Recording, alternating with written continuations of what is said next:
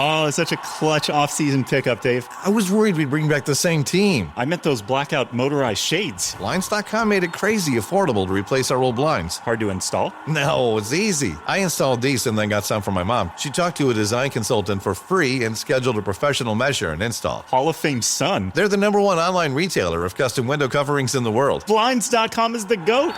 Visit Blinds.com now for up to 45% off site-wide and free professional installation. Rules and restrictions apply.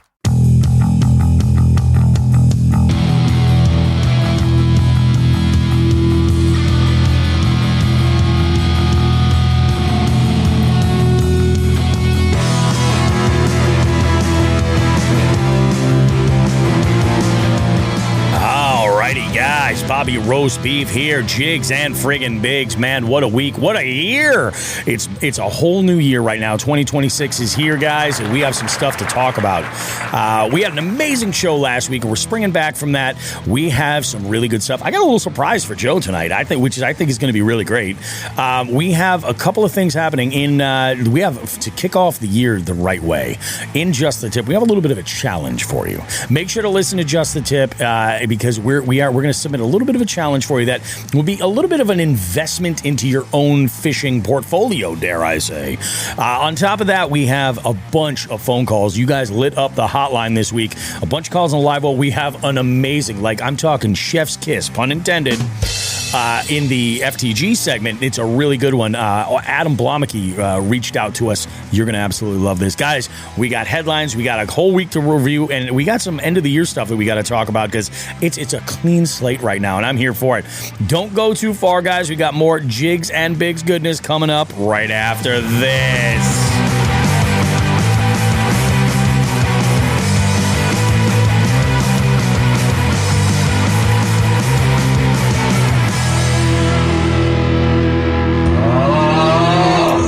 Loving life right here. I am absolutely loving life. Things are good.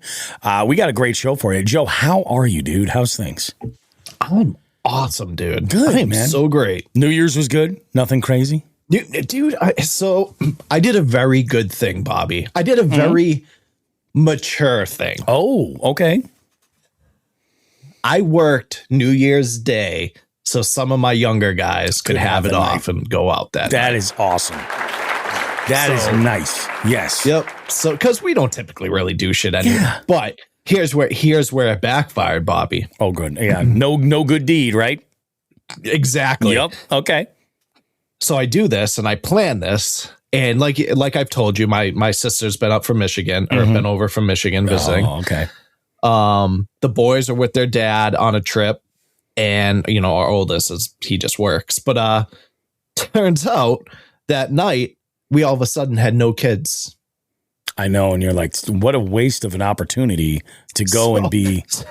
And it happened last minute. My sister's like, hey, we're taking Emma. The boys are gone. Nate's like, hey, I'm going to go over with my friends. And I'm like, motherfucker. So the one time we do have the chance to do something, I got to work in the morning. But it's kind of nice, though, having a nice quiet house for a little while. Oh, dude, it was right. I mean, until I had to go to bed at 9:30. Exactly. But it was. We still made do. I brought Meg out and we had a couple of sushi rolls and a couple of appetizers, and we went to my brother's bar and had a couple. But we were home by 8:30. That's awesome. It was perfect. So I got a little not a New Year's resolution or anything like that, but okay. I'll say, like I mentioned this in the intro, it's kind of a clean slate. It's a fresh whole thing, 2026, all new. Yep. And I figure this is actually, and I don't know if we're on the same page with this, but we have a special guest co-host tonight. And you may be familiar with him. Wild Bill Fishing, baby. How we doing? What's up, dude? Let's go! Right? It's like the band. What the hell were you talking about? A resurrection? Wow, that is perfect. That's what I figured. Bill and I were just talking last night. Yeah, yeah, dude. I was telling Bobby. I said I just was talking to Joe last night. I did not mention this, but I was like, you know what? Let's go. Look, we had a great show with a guest before. I'm like, and now we've got this opportunity where we can kind of plan. I'm like, we need to do more guest co-host stuff. And the first person I texted was Bill. I'm like, we got to have Wild Bill fishing on the show. And so let's get caught up with Bill to get things started. Because there's exciting shit going, right, Bill? Yeah, I mean, well, it depends on who you ask, I guess. But I've been AWOL for quite some time. It's been a minute. Decided to turn the lights back on, at least for online. Not much has changed. It just disappeared from the internet. Sure. So, yeah, that's that. I mean, it's kind of a long, convoluted story, but here I am. Yeah. No, it's good. Well, we're glad to have you back, and it's funny, like. When was it? It was only a handful of days ago. I got like a notification. Wild Bill Fishing liked your post or something like that, and I'm like, wait a minute. I'm like, hold on, and I was like, so I looked up your Instagram account, and I was like, this isn't the same. I was like, I wonder if he got again, oldest guy in the room here. I wonder if he got hacked. Oh, it could happen. It could for sure happen. Dude, I saw it and it's saying kind of the same thing. I see Wild Bill Fishing again. I'm like, and all of a sudden, like in front of my face came all the numbers and the numerical symbols and stuff. I'm like trying to put it all together. I'm like, wait a second. Yeah. No, I could be hacked. I just tried to bail my mother out of a prison with 10 Target gift cards. So anything could happen. I'm pretty easy to get going. But yes, so well, what did happen a couple of years ago, and I kind of left the Hookset scene and all that, at least the online part, and I ended up deleting, like whatever, a couple thousand people from my Instagram, just people that I didn't know personally, basically. Yep. And then I post my kids and my wife and stuff like that, and I started doing something else online that didn't involve like me as a person, like it's just a company that I was running and or that I was going to launch, and I put about a year of work into it, and I built up a really good following, and then I started before I dropped apparel, I was going to do this podcast and kind of a similar thing, but this was themed around golf and sports, and I did 2 episodes, and I had like this bar set where like, I would like to reach this many views or this many subscribers in the first week, second week, blah, blah.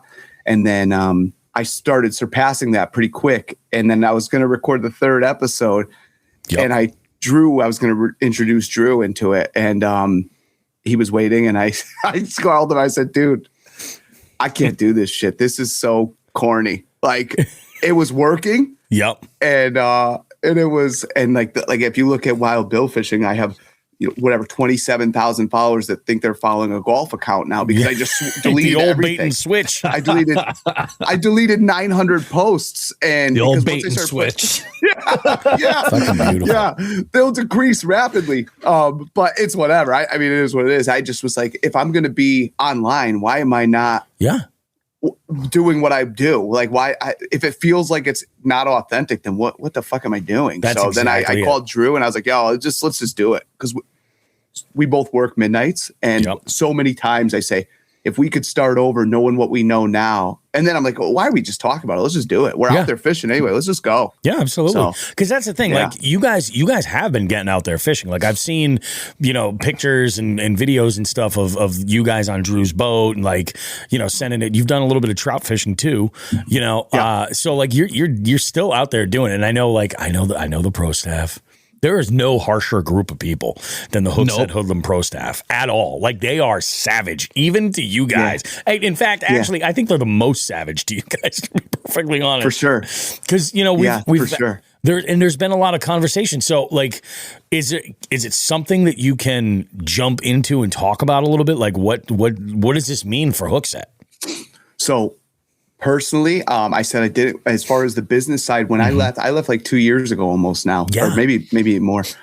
I took my name off of any paperwork or any license. Like I said, my whole thing was I had so much stuff going on outside of here. Nothing crazy, but like work stuff. I was trying to do something else with work, trying to go for a promotion, and I was trying to and I was burnt out a little bit with like I know Joe mentioned this last week where he's talking about he's an introvert, and it's hard to believe because we're in this space, but man, I mean, I really am. So I was doing the YouTube stuff for Hookset Hoodlums, and we were doing Hoodlum Cast, and it was so much fun. And we're drinking and we're getting together, and I'm traveling to freaking Maryland for the night to fish with Lockwood, and I'm doing it, and I've started burning out, and I'm like, I didn't want to be online anymore, and I started feeling like it was like almost like it was like an obligation to do what I love to do. So I was like, what am I doing? I'm stressing over things that I bring upon myself. So I was like, hey, it's not fair to those guys. First of all, if I just stop carrying my weight and then still, am on the paperwork and the W-2. So I was like, I'm out. I'll always like, be Hookset, but I didn't want to be, I didn't want to pretend to be an owner when I'm not doing anything. So, when I came back this time, or now that I'm back, it's full force. I have no like ownership. I'm just flying the Hoodlum flag. I'm doing my thing. And we are going to make that like 1,000 times bigger than it ever was. Already talking very briefly about I see Miguel's comments. So Hoodlum, like no doubt about it, whether it's official or not. We're going to bring back the Hoodlum Cast, Hoodlum Fest this year. We're looking at some dates and some locations, and it's going to be bigger than ever. And again, that shit doesn't stop. People are who they are. We're outdoorsmen. We're anglers. For sure. So whether these guys, and I talked to Rodney, I still keep in touch with you, Bobby. I mean, mostly it's Always Sunny in Philadelphia memes, but hey, it we all never lines lose up. contact. Exactly. We don't stop doing what we're doing. Sure. And it's just time to I talked to some Rodney. I don't think he would mind me saying this. Rodney R&R Outdoors said when Hookset first came together as like this group, this family vibe, like they said it was the perfect time for him. It seemed like it was the perfect time for a lot of guys scuba and stuff. And then, I step away and we got guys that, dude, if you don't know what Hookset Hoodlums is, first off, I understand because it's been quiet, but Hookset Hoodlums is a group of like-minded people that fish. And we got farmers, cops, felons, veterans. This is all over the country, and like-minded people that share this passion. And like, that doesn't stop just because there's not a new t-shirt out. Like that shit, like I said from the very beginning, is way more than clothes and stuff. So I was like, when I come back, I'm online, I'm doing this, I'm making a little online presence. It means nothing to me about like, hey, check out the new, whatever. I don't care. This is what we're doing. For sure. And we're going to blow it up. It's going to be huge. And I think it's the right time now, knowing what I know about a lot of the guys that have been doing their own thing. I think we need the community back for sure. No, I agree, dude. I agree. And you've been sharing some stuff that has been like tugging at the heartstrings. You know what I mean? Like, dude, I totally forgot about that Da Bomb challenge. I totally forgot about that. I was like, you got to be shitting me.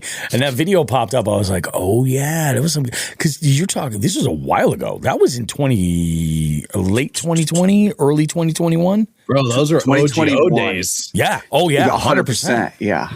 2021, because I had to go back in the camera roll. That's the thing. I have, I got enough content I could post 6 times a day until spring for sure.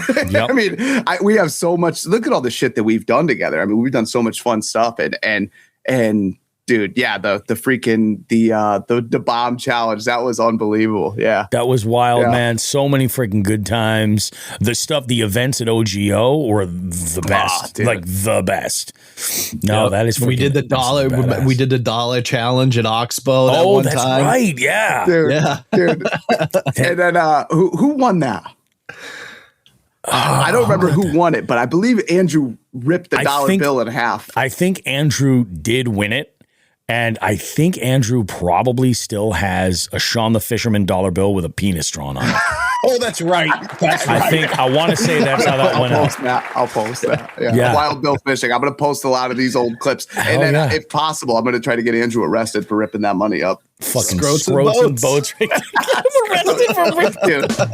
Dude, was there anything better than that? It didn't die, dude. It never died. No. Yeah. No, dude, it's crazy because like all this stuff is just like happening. Like yesterday, I get home from work and Meg comes up and she's wearing a fucking Hookset Hoodlums shirt, like t-shirt. Yep. And I'm like, did you hear? And she's like, no, what? I was like, Hoodlums are coming back. She's like, Stop it. I was Dude, like, Meg's the best.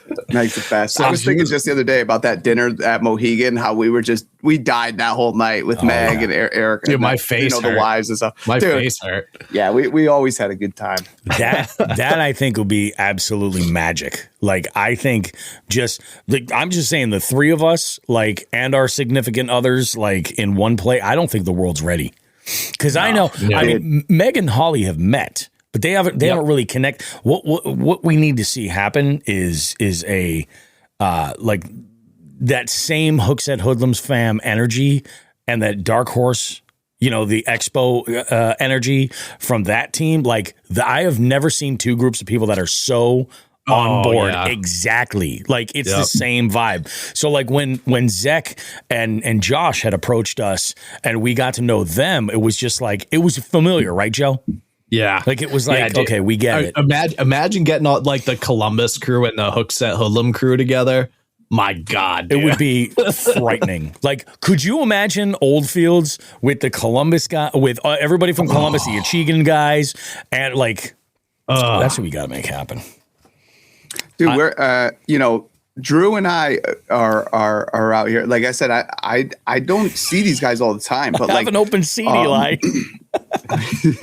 but when we get up and we're fishing, it's not, you don't miss a beat. You know, I jump on Drew's boat or whatever. I actually didn't even bring my yak out once this year. I was in the rivers, and then every once in a while I jump out on the boat with Drew.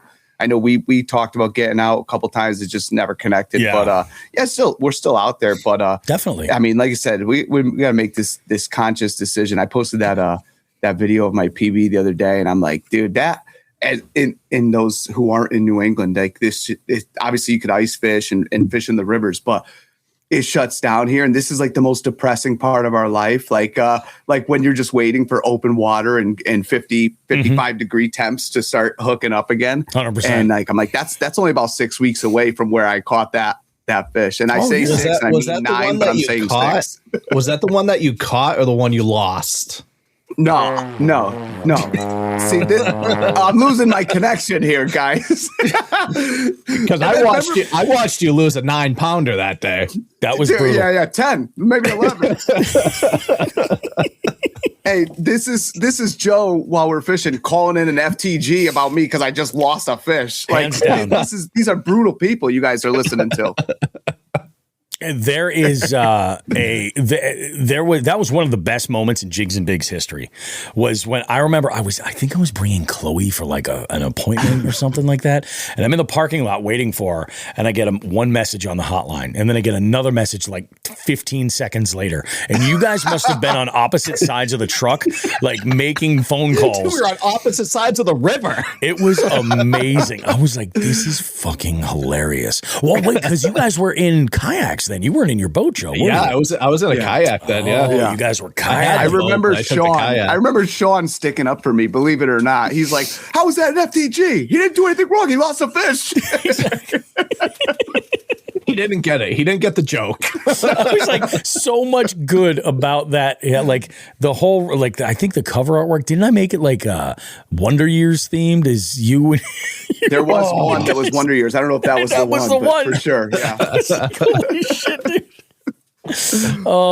Fred Savage and Marilyn Manson, I think. I don't know. I almost wore my Marilyn Manson shirt today, but anyway. Classic. Got it off of Timo for $6. There you go. I just saw Manson last spring. Did you? He hasn't missed a beat. He hasn't missed a beat. He's better now. He's back to being hot again. That's why. Well, he's sober. He's been sober for 4 years now, too. Yeah. That helps. Because he looks a lot when different. He's not sober. He's walking and he's not bloated. Exactly. Yeah. No cocaine, crusted under his freaking skull. Oh, my God. Let's see. Miguel chimes in. He goes, do I smell a fishing tournament weekend in 2026? OG Hoodlums versus Dark Horse? That could be There's fun. room for everybody. 100%. We're cooking. We got to sneak Dave over. Oh my God. When his kid goes to bed, we'll just hop him on a flight real quick from Cali. It's all good. Let's go. I got, man, I'll tell you what, I am looking forward to Expo season this year. In fact, we have, I think one of the live well calls this week is about Expo season. Mm-hmm. And it'll be cool to jump into that. I know, like, I've had so many people reach out and they're like, Joe's not going to Columbus, or you're not going to be in New England. And I'm like, this is just some new shit we're trying out. I still haven't figured out like the days, but it's expo season's going to be interesting. There's still like some tension in the air about that here at the Brown household. Meg is still mad we're not going. She's like legit. Like I thought she was kind of joking. I think she's like legit kind of mad we're not going. Like I was all like, ha, ha, ha, yeah, we'll go next year. She's like, no, you don't understand. Like I was really looking forward to it. I'm like, This is how bad of an influence I am. So Binyo was going to ride out with me. And we were going to do basically the same drive that I did with Adam Blomeke like 2 years ago. Yeah. And Benny was going to ride out with me and he was going to be there, but he's got a problem with his job right now. So much so that he's told me, he's like, it is time to dust off the resume.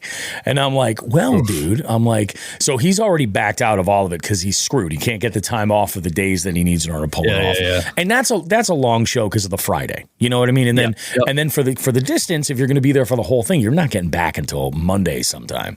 So it's a little bit more of a challenge. So he's like, yeah, I'm not going to be able to do it. Won't have the time off. And I was like, listen, I go, it's all good with me. He'd already spoken with Zach about it and they worked it out. I was like, here's the deal. Tomorrow, I think this is like New Year's Eve. I was like, tomorrow is a brand new year. Brand new batch of PTO, sick time. Maybe you come down with the flu.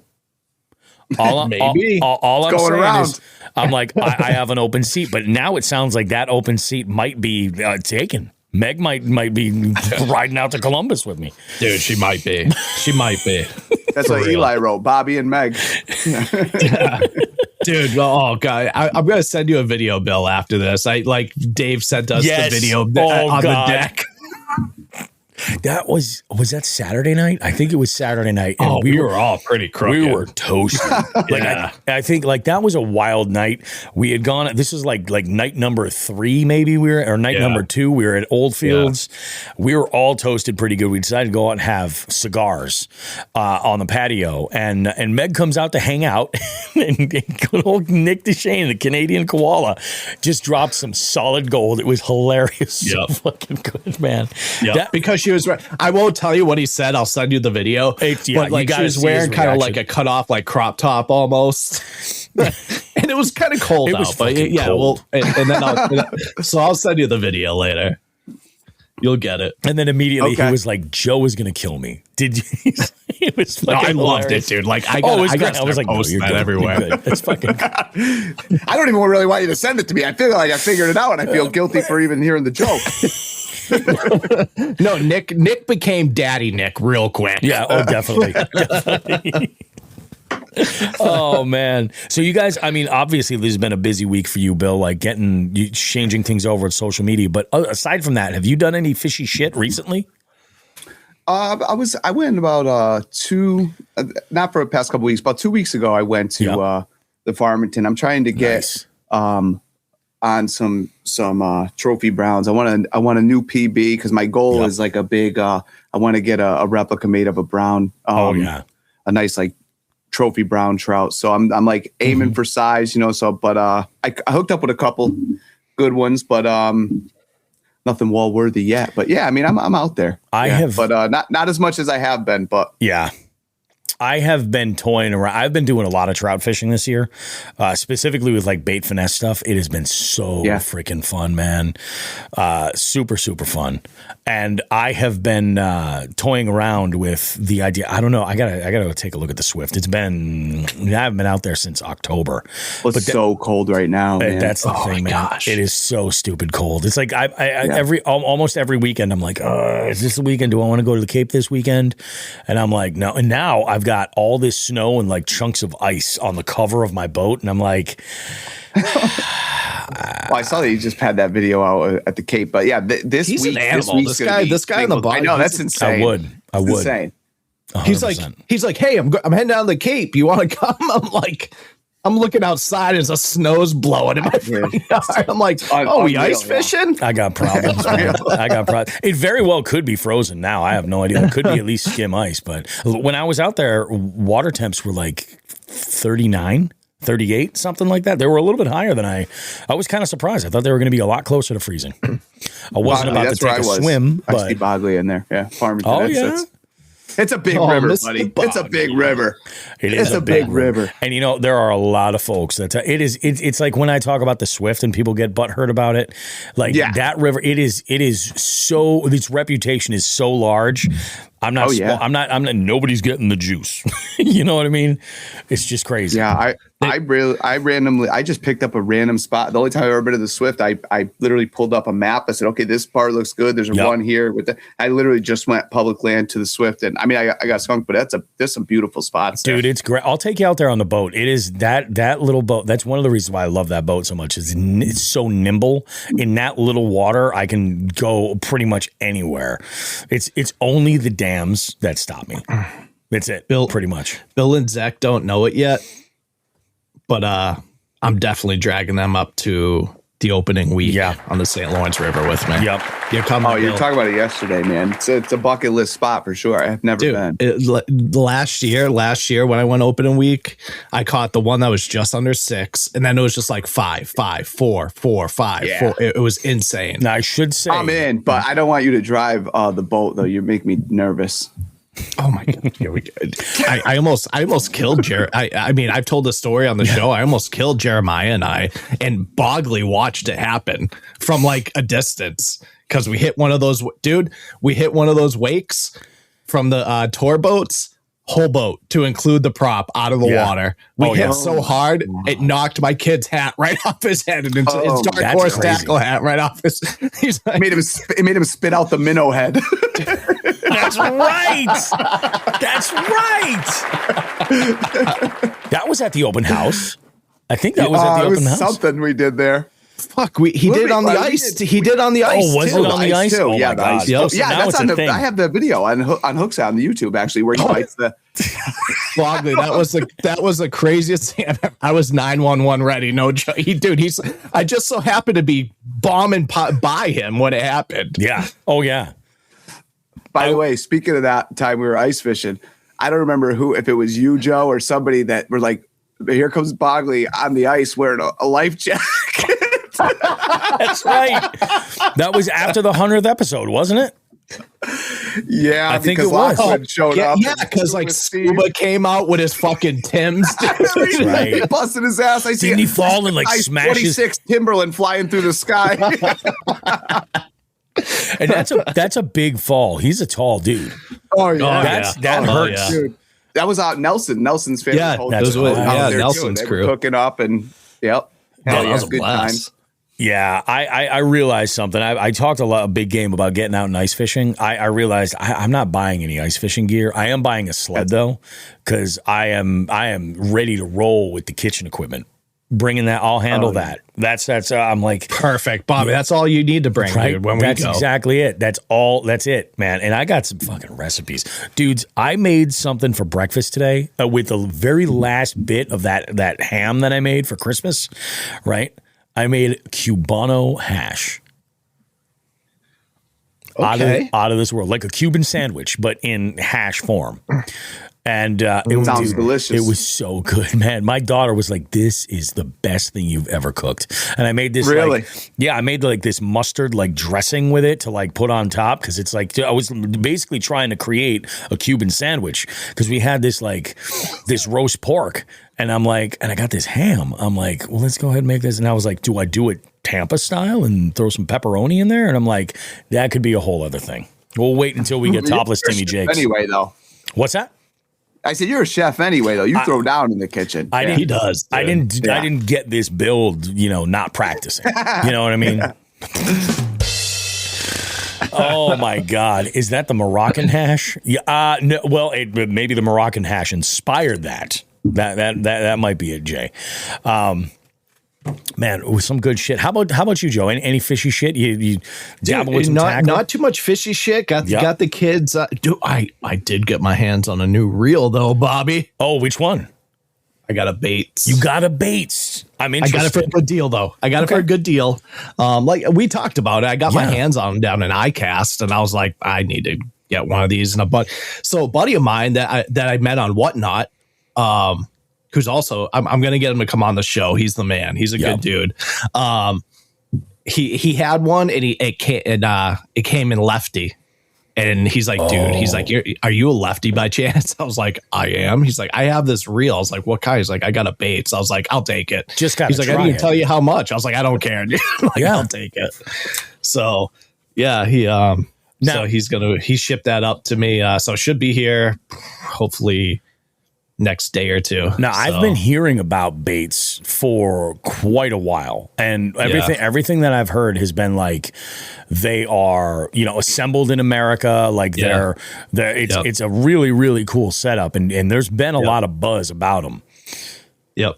You have to let me know when you have it on the water. Yeah. So shout out to Shan Willis Fishing for that, and Big Will on Whatnot. Big Will 42, I believe, on Whatnot. Yep. Yeah, go check him out. He's the man. He's a good dude. Nice, dude. That's awesome. That when you have Whatnot is. What is Whatnot? Is that a social media? What's Whatnot? It's addicting. It's a problem. It's a problem, dude. It is. Is it where you buy things? Yeah, dude. It's an online. I've been getting it in on Whatnot. I've been wheeling Marilyn Manson shirts from Temu, dude. Hook a brother up, man. And wheeling and dealing with the fucking JDM baits, dog. Mm-hmm. Oh, some of the stuff he's got. Oh yeah, I'm gonna send you a link so you can watch it next time. I just said, dude, it's literally like QVC for fishing. That's the best way to word it. No joke. 100%. Except it's almost instant gratification because you just like tap a bid. So you got it's a bid, nuts. But yeah, it's a bidding war. So like, and I have a blast doing it. It's great. It's fun, dude. Yeah, I like that. That's a good. But it's not just fishing shit. It's everything you could think of, dude.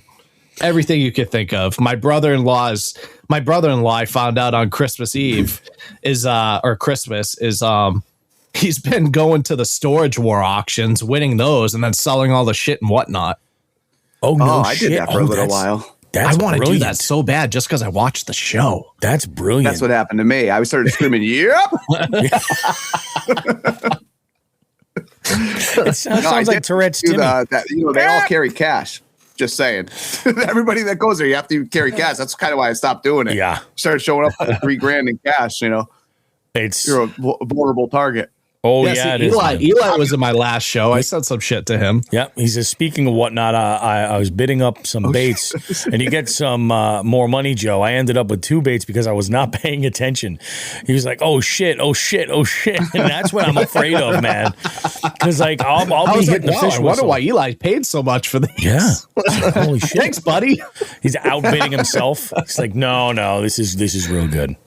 Man, that's freaking bananas, dude. What did I have for fishy shit this week? A lot of really, I'll tell you, this is like the first week that the sort of the order of events for the podcast really saw the benefit of us recording on Friday night. Because the interview with Flywalker, if you guys haven't heard it, go back and listen to that episode because it's great. We have a really good conversation. It was a whole lot of fun. I went and I decided I'd take and release that as a video interview as well on the Jigs and Bigs YouTube channel. So that's available for you to check out as well. But I basically took that entire video and then cut up a couple of clips and strategically dropped some stuff. There was and like his audience is just into Jigs and Bigs. Like that episode is blowing up. It's blowing up. And it seems like everybody that I've spoken to is really excited to hear more of his stuff. So that's pretty cool. I messaged him and I was like, I'm going to end up having to come up to Burley and, do some fishing and then check out a show or something like that. I will be the oldest person in the room, so maybe I'll be the designated. That's all right. That's weird, but I think that's a lot of his thing. Like he was saying, he's like, I make, the clip that he put out, I make music. I've been making good music, but that's what caught on. So I feel like that's his majority of his audience right now is because of the fishing song. Oh, definitely. Yeah. Definitely the fishing niche. I think it makes sense. But also like just the New England side of it. And I'm like, I'm telling you, I think that is smart. So yeah, it's really good stuff, man. And then it's interesting. I've had a couple other musicians reach out to me as well about being on the show. So you'll probably see some other musicians, and obviously I'm not just going to bring folks in. Oh, I got to tell you guys, the craziest fucking shit happened. I told Sean the Fisherman about this already, but you guys know that I am a huge fan of Primus, and every single project that Les Claypool has ever done, like Oysterhead and the Flying Frog Brigade and all that stuff. Like, I'm all about it. Sausage, you name it, all that stuff. Well, one of the posts that I had made, it was promoting some of the giveaway stuff for Pig Jigs, right? I was promoting the Pig Jigs is up for the giveaways, and I was looking for a song to post. And do you guys remember that song from they later years were called Green Jelly, but originally were called Green Jello. They had that song, The Three Little Pigs. Little pig, let me in. No, I'm showing my age. I am that fucking old. Well, I might if I heard it. I don't know, but so many people commented on like, oh, it's a perfect song for this. That's great. What a great song. And then somebody had commented on that post and said, hey, at Les Claypool, check this out. And I was like, oh, man, that's cool. I was like, why would this guy randomly tag him? Now, I have to say this much. Sean the Fisherman had read an article about, it was a fishing article. I don't know if it was a book that, like, Les was talking about. I don't know if he wrote it. I don't know what the story is. He does a lot. Like, he's in the wine business, all that stuff. And he was like, yeah, he's like, I'm going to shoot an email to this publicist and see what we can do. The guy who left that comment, I was like, yeah, that's like one of my dream interviews is have Les Claypool on and talk fishing. Like, obviously we'll talk music and stuff, but like just to talk fishing with Les Claypool is amazing. Like, you go through their catalog and fishing shows up. You know, John the Fisherman, Fish On. And there's more and more references that are in there. And I'm like, that would be cool. Turns out this guy is his neighbor. Come on. How fucking weird is that? And he's like, yeah, he's like, I'm his neighbor. You know, I live right next to such and such or whatever. And I was like, I'm just saying, if you happen to see him, like while you're walking the dog or something like that, and you mentioned you should check out Jigs and Bigs, I'd love that. I would love to have Les Claypool on the show. That would be absolute, like, next level.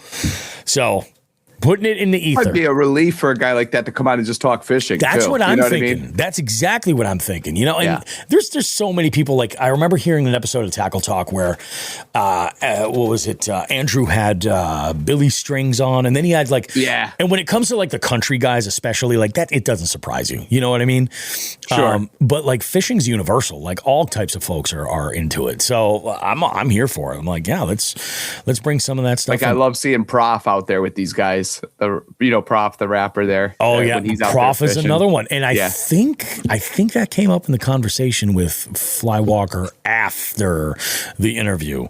But yeah, there's a couple of good ones, some that we've played on the show, and I'm like, this is pretty fucking badass. Because it's one thing, like there's artists that are out there that do like parody kind of stuff of other songs, and they make it fishing stuff, and that stuff's fun and it's great. But when you have people that are just like genuinely getting into the nomenclature and genuinely writing songs, and they love to fish, like that's a part of their life, that right there is special to anglers, you know? Yeah, you can't fake it. I freaking love it. So yeah, that was a lot of this week right there.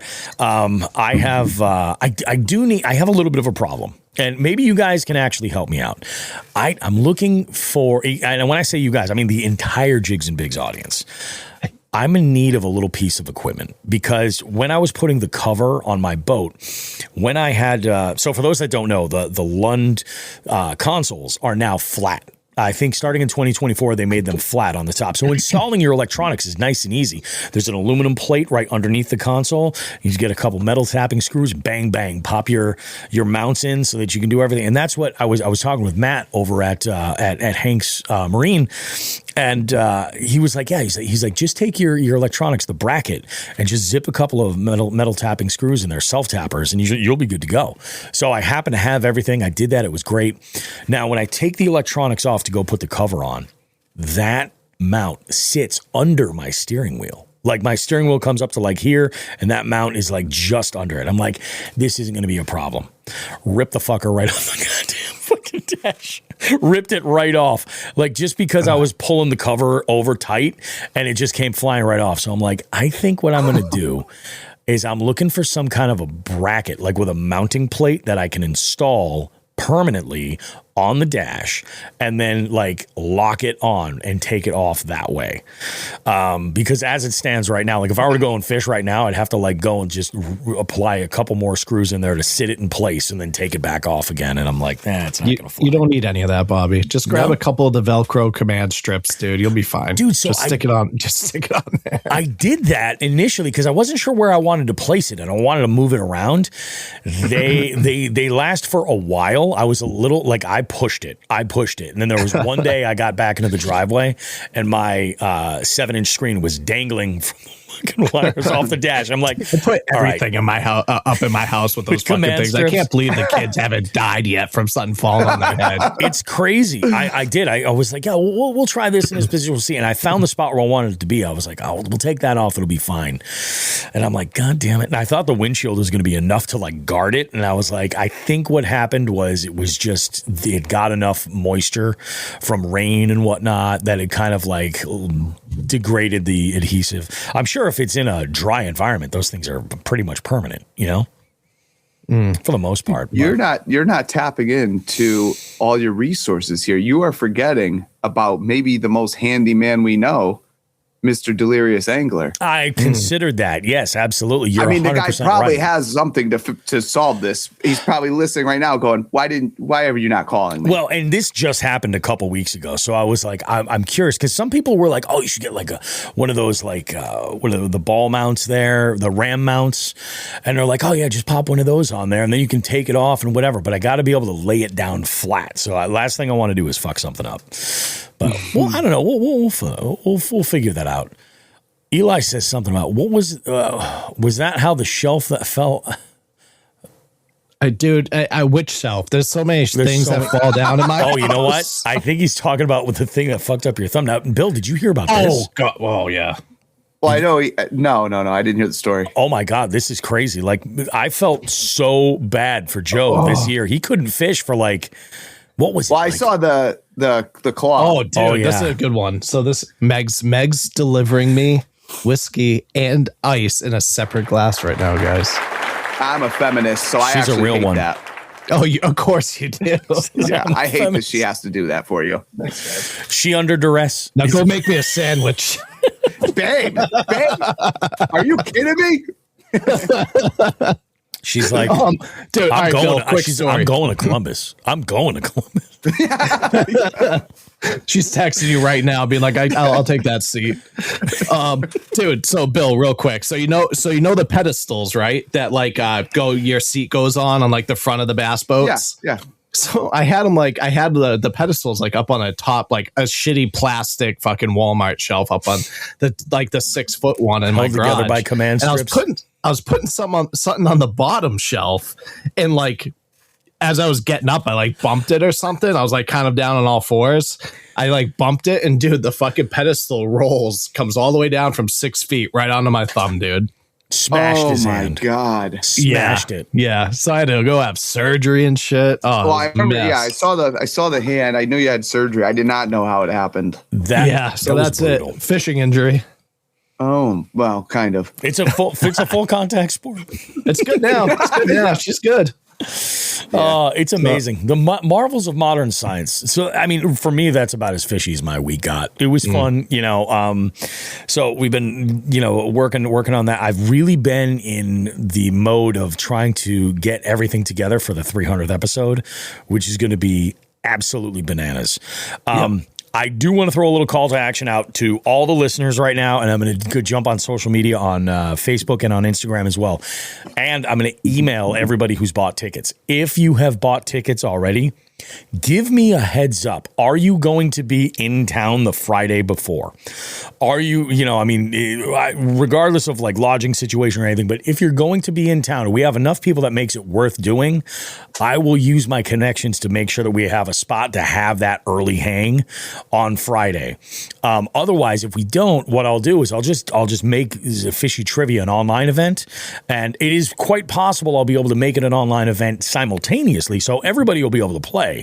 But as far as folks that are in the area, like they're not going to have to be like in their hotel or whatever, just like on their phones the whole night. Like I want to give them something to do. So I'm going to reach out to everybody who's bought tickets already. Speaking of tickets, this is like crunch time. We're like 3 weeks out.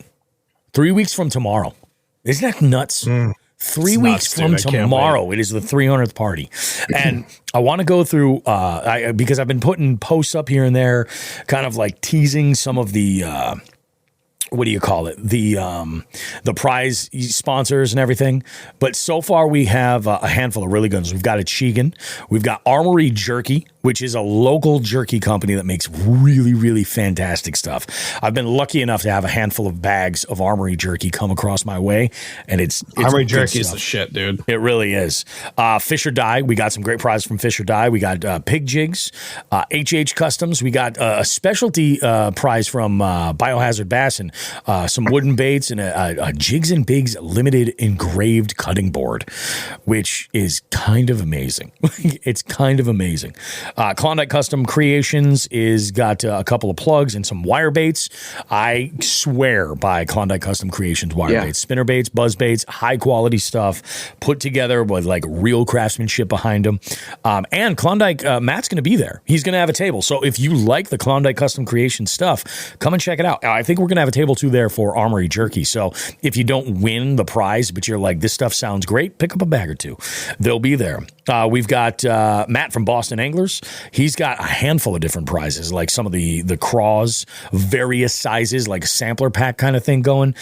We've got a prize from Heat Your Meat, which is an ultimate combo pack. Oh, yeah. We've given those away before, and everything that's in there is absolutely amazing. And I'll tell you, it was that combo pack that introduced me to the hot and heavy garlic seasoning from Heat Your Meat. That is my SPG that I use for everything. The secret's out. The secret is out. And then dude, he kills it. He kills it. Dude, Mark is awesome. And then we got Tiny's hand-tied jigs with a bunch of jigs from Tiny.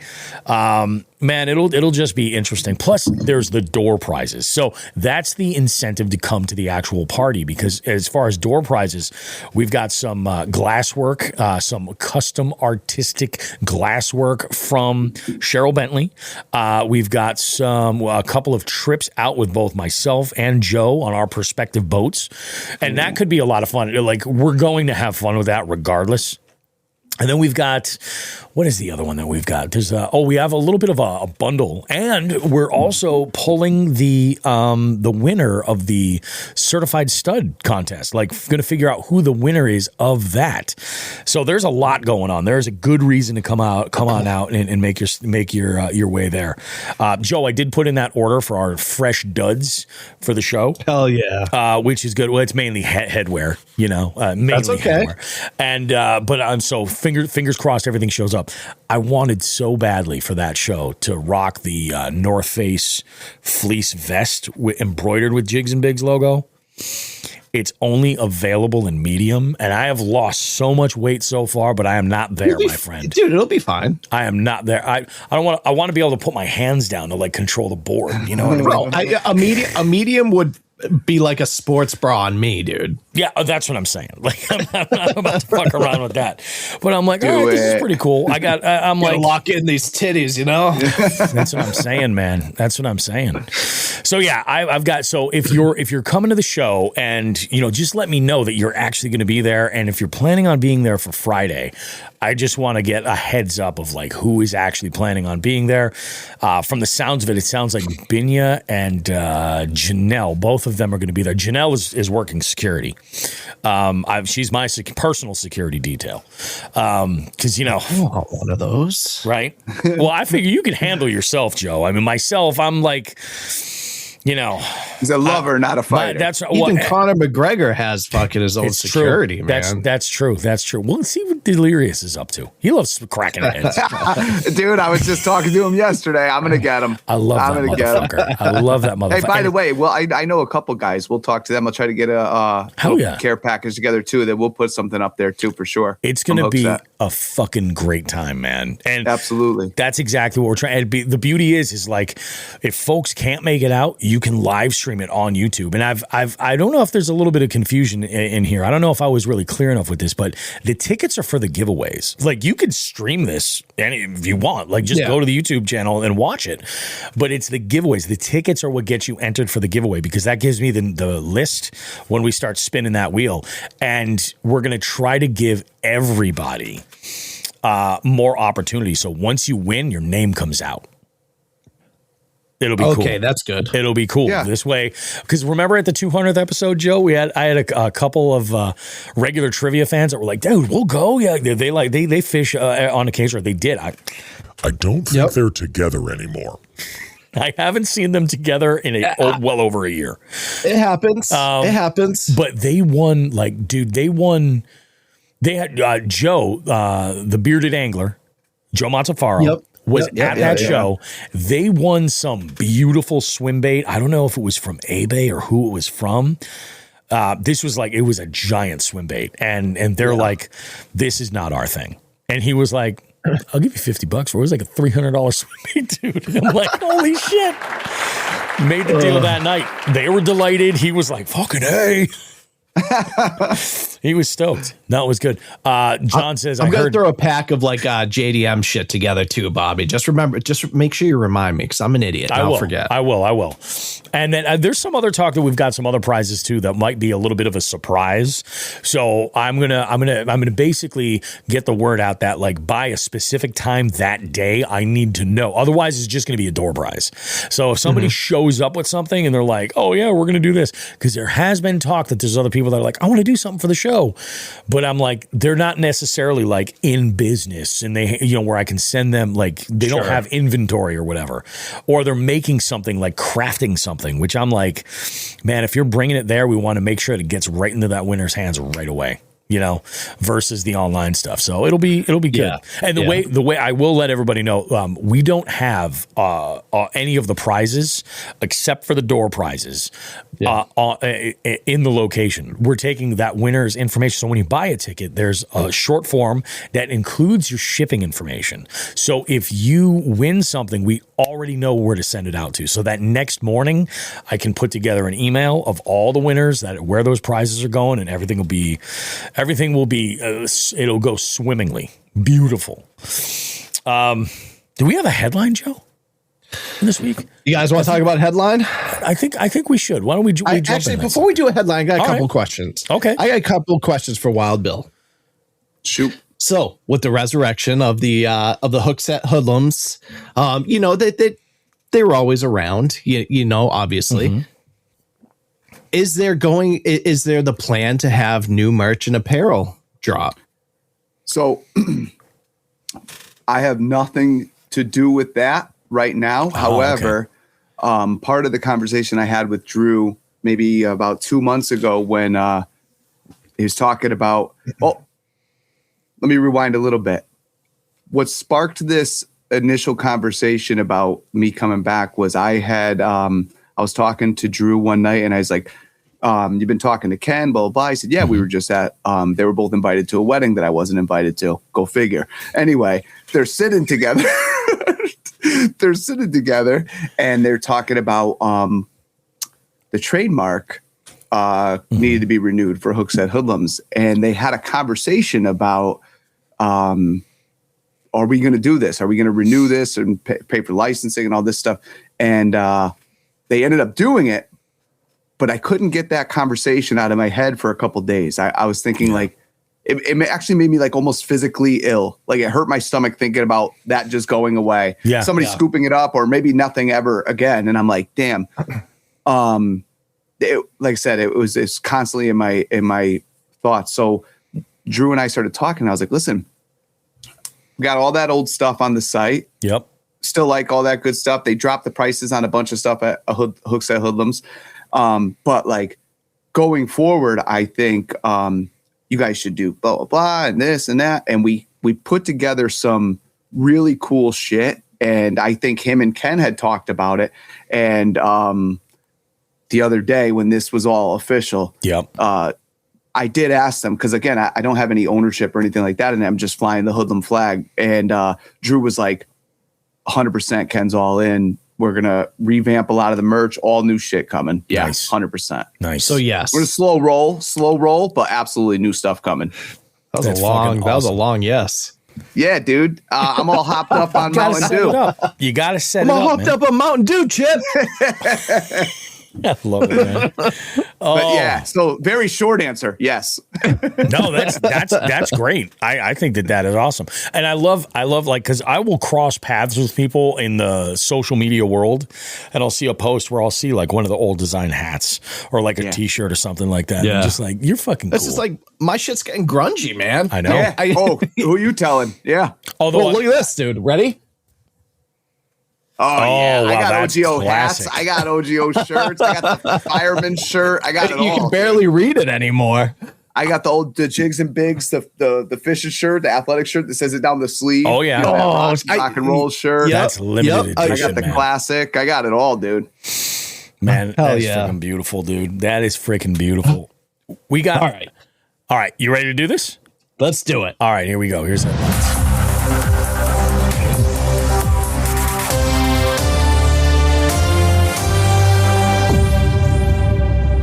I'm nervous with Bill watching me. I know. Should be. All right. So here's our story for today. California kayaker catches potbelly 16-pound largemouth bass. Okay. It was almost midday on December 13th when Max Lee of Clovis, California spotted a big fish on the Garmin Live Scope forward-facing sonar. So it doesn't count. It was the jumbo... It was a jumbo-sized bass that Lee was hunting for that day. The fog was just starting to lift off the lake, and I was searching with my sonar for just one big fish. Lee, age 31, tells Wired to Fish. I think the fog rising and the sun warming the water got the bass moving a bit. That's when I saw it on my sonar. A fish suspended at 15 feet over a 30-foot deep lake ditch. Lee says the fish was alone with no bait nearby either.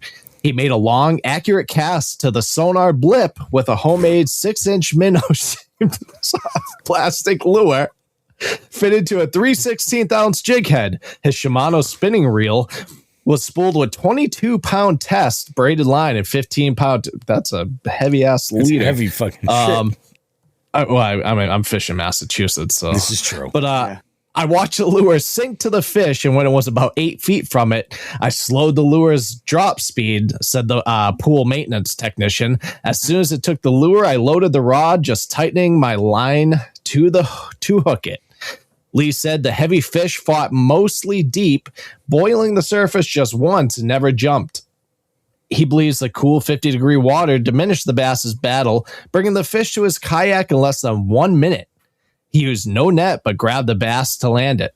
The fish were in kind of a funky mood, I think because the water was so cold, Lee explained. As soon as I caught the bass, my pal Joseph was fishing in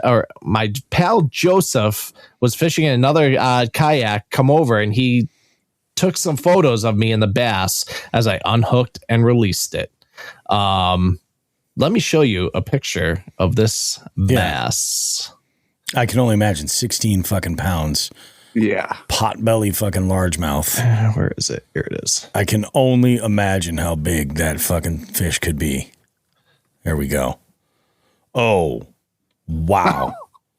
So Holy shit, dude. where is it? There you go. Oh, my God. God.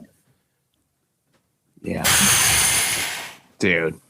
His long, accurate cast while watching it on a TV screen. You should see. I just won the fucking Super Bowl in Madden too, dude. Yeah, I made a long, accurate throw as the quarterback to the New England Patriots. Beat it, buddy.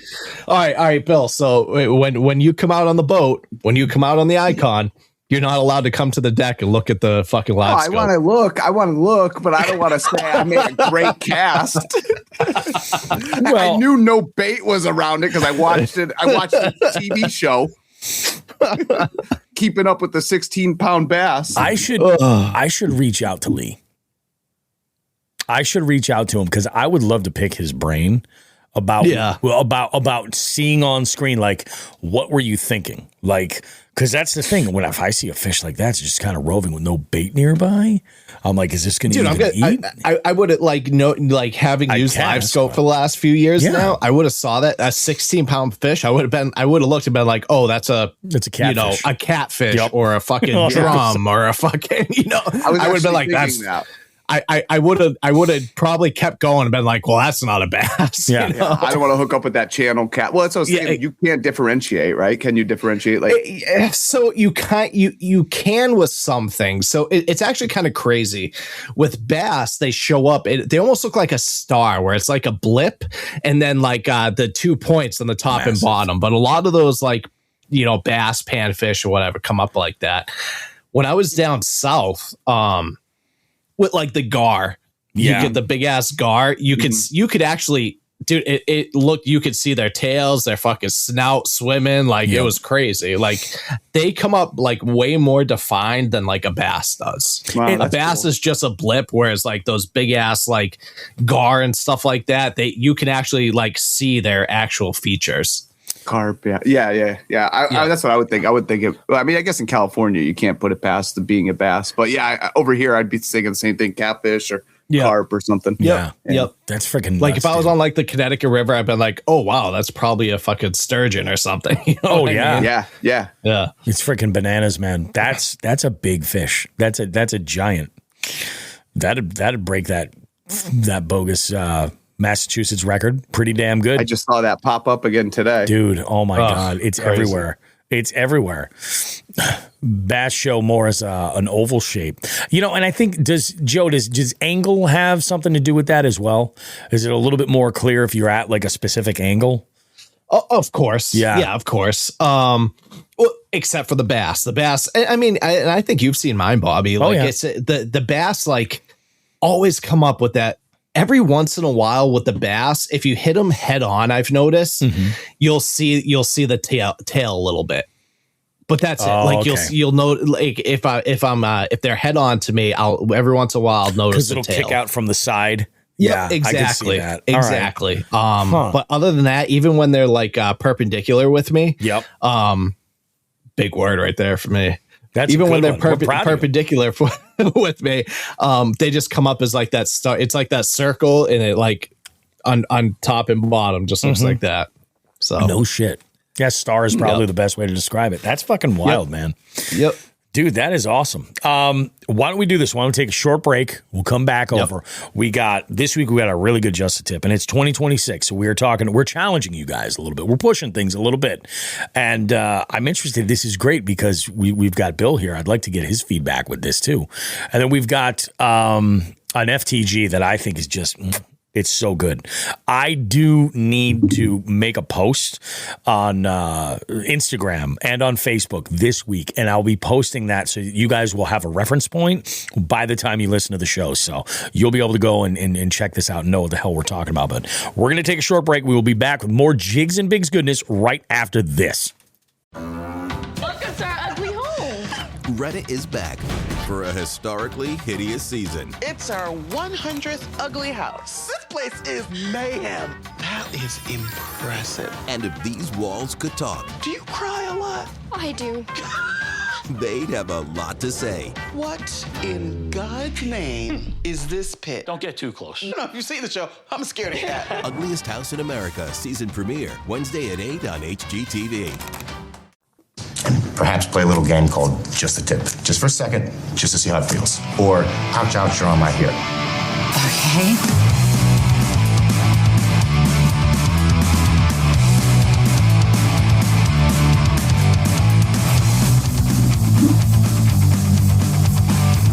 All right, guys, here we are. Just the tip for this week, and we got ourselves a challenge. Okay, here's the challenge: 1 rod, 1 bait, 1 hour. If I told you that's all you were allowed to fish for the next 60 minutes, how uncomfortable would that actually make you? because most of us don't have a fishing problem. We've got a decision problem when we're on the water. Too much gear, too many rods, too many baits, too many what if situations kind of running in our minds. And this challenge isn't necessarily about being stubborn. It's about being intentional. When you limit yourself, what you do is you stop bait hopping from spot to spot, and you actually start to learn something about the bait that you're throwing. With one rod and one bait, you're forced to think about boat or bank position, casting angles, speed and cadence, where your bait actually spends its time. Instead of asking yourself, what should I throw? You start asking yourself, how should I fish this? And some of the best adjustments I've ever made while fishing didn't come from tying on something new.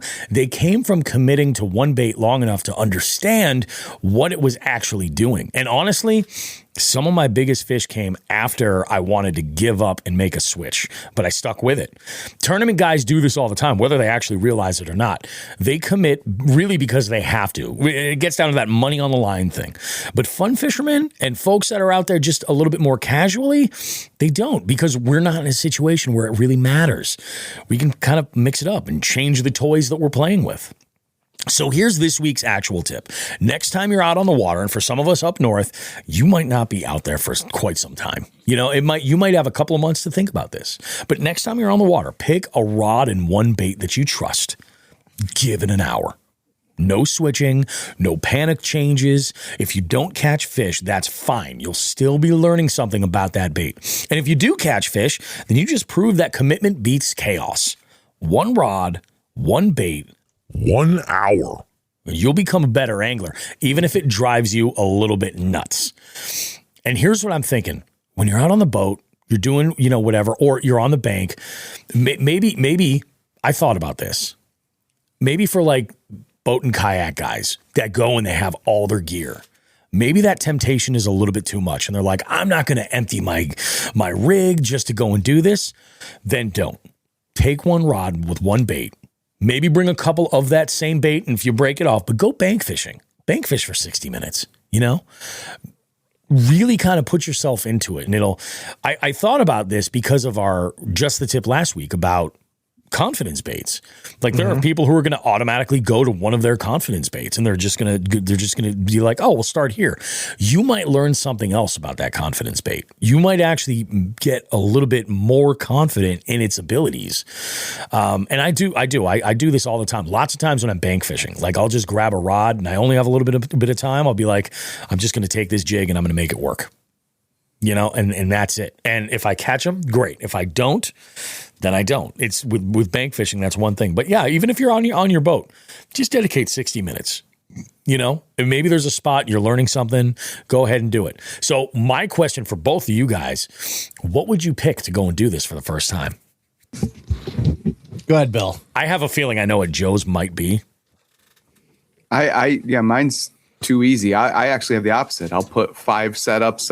I'll tie up a different bait on every single one, and I only end up using one all day. So my answer is I'm using a medium heavy rod bait caster with a swim jig and a saucy swimmer from Guggen or something as the trailer. Yep. Bladed swim jig, bladed jig. And I am going all day long with that. And no matter what I have, that's what I keep going back to. Do that again, Joe. Your reaction when he said, "Oh." I can't believe he's still on the Guggen game from way back when. Well, if you would have asked me this for my first 35 years, I would have just said literally like a Senko. Yeah. Like that's what I would have used. So Bobby, let's elaborate. Is there a certain time of the year for this? I didn't want to get into all that. I would say just generalized. Honestly, I would say this is probably just generalized because you could do this at different times of the year and really benefit from doing that. Like, take an hour a week when you're out there. I mean, obviously, maybe if it's your only day to be out there, but if you have a full day. I mean, you joke about, I'll get into mine. I mean, Bill jokes about the Senko, but dude, you can't go wrong with a wacky rig Senko, man, with a stick bait. Here's my thing. Like that will catch fish. I mean, technically anything will catch fish. I'm 50-50. I'm 50-50. Yep. Between two baits. It would be that or just a fucking a square bill, dude. See, I think a square bill is a great place to start because there's a lot of folks, like myself included, that is where I have a very rigid situation where I'm like, I'm going to throw a square bill. You know what I'm saying? Yeah. I would say it's not about picking the bait that's going to catch fish. It's just about putting yourself in that situation where you have to catch fish on that bait. Yeah. You know what I mean? Yep. I 100%, I thought you were going to say the donkey rig, Joe. That's what I expected from last week. I'm not, because this year is like, I'm really going to try build that the confidence. out. So like, if like January fucking 3rd of next year, you ask this question, that might be my answer. So that might be my answer. I think what the point of this really is like, to take and learn something new about a bait, maybe in a different body of water or something like that you didn't necessarily know before. But this is, you know how like, especially this is huge with the big swim bait guys. They're like, oh, you want to figure out how to do this? Just to pick a bait and go. And that's what you throw. That's what it is all day long. That's a big commitment to go like all day long. I'm throwing just one bait. That's crazy. But it does work because it forces you to learn about that bait. Like if you don't get bit on it all that day, you can look at the conditions and say, well, I wonder why. Or maybe you only catch one and it's not a pattern, you know, something along those lines. Like for me, I've got baits, like confidence baits that I know I could throw, but sometimes it's kind of nice to just like lean into something and say like, no, we're going to make this work. You know, we're gonna see what happens and what we can do and it, you know, that's in a way that's kind of how I eventually broke that monkey on my back with spinner baits. You know, and really to a certain extent, a lot of moving baits, because I was like, I just didn't have I was focusing on throwing to like specific cover. You know, and I'd say like, this looks juicy, and I would work on that. I had minimal confidence in like calling fish up and getting them to bite and finding them while moving. Now it's like with moving baits in general, but like specifically like spinner baits, I have like a little bit more confidence in what I'm doing and what I can throw them with. Blade baits, John mentions it right. He says, I'm in love with blade baits and hard baits this year. Force myself bladed to do jigs, or does he mean blade? No, baits? I think he means regular blade, like a blade. Hard bait. That's treble. Yeah, like a blade. I love blade baits in like the winter, like cold water. That's the only time I've ever thrown them. That's one of those baits. I just have no confidence. I'll throw them. I lose way too many, and that's when I get frustrated. That's the biggest part of blade baits. The way you're supposed to fish them, you fucking pay $10 a piece or $8 a piece. You lose fucking $5 a trip. Yep. Because they get hung up in the rocks. I was or out whatever. fishing with Topless Timmy Jakes. Yep. And he and I often, this thing will come up and he'll like, if he catches a fish off this, there's a spot where he refers to it as a pile of shit as like the structure. He's it's just a bunch of shit on the bottom of the river. You know what I mean? And he calls it the pile of shit pattern. And he was killing them this one day on blade baits. And he's like, I'm just throwing in there. And he's like, you know, just flutter it up, let it sink down. Flutter it back up, let it sink down. And I was just getting hung up on everything. And I'm like, man, I don't know about this. But it's one of those things where I think you could hold on a second. Fucking Eli. Jack goes, I'm gonna fire you, Eli. And he says, Eli goes, I've become a better angler by adding more techniques to my arsenal. He says, Timu blade baits. You know, I'll tell you what, blade baits are easy to make too. They're cheap to make. They really are. They're really easy. It's just buying the components and doing the assembling and getting the lead to sit on there. And I believe because there's a blade, you can use those in mass. Yeah. I believe. Oh yeah, you can. They don't sit. They don't sit. Yeah. Lead. You can use blade base. Yeah, you can use them in mass. Yeah, but that's what there's a lot of people that, oh yeah, no lead. I think because there's a blade, you can use it. Oh, fuck off with the lead. Yeah, shit. I've got it straight from their, what is it, game warden or whatever, the Department Environmental Police, as long as it's not pinned to the bottom. So only like a finesse jig or any type of finesse weight that's lead. Otherwise, anything moving can be lead. Yep. And if I'm wrong, sue Bobby. Spinner baits and bladed jigs as well. Y'all are going to get a chance to work on your blade bait game real soon. This is coming from Zek, so we'll see. We'll see. That's good shit. That's good juice. But yeah, that's what it gets down to. I think that for all of you guys, take this opportunity. Dark horse. More local, nice save. Oh, the chat's on fire tonight. It really is. It really is. You get a Friday night. We got about at least a half dozen at one time in here, and there's a rotation. I think I've seen up to like 10 or 11, and they have. I'm sure some of these jig heads have a couple of cocktails going. You know what I'm saying? They get real loose. Eli's sitting there like that Key and Peele meme where his fucking just face sweating.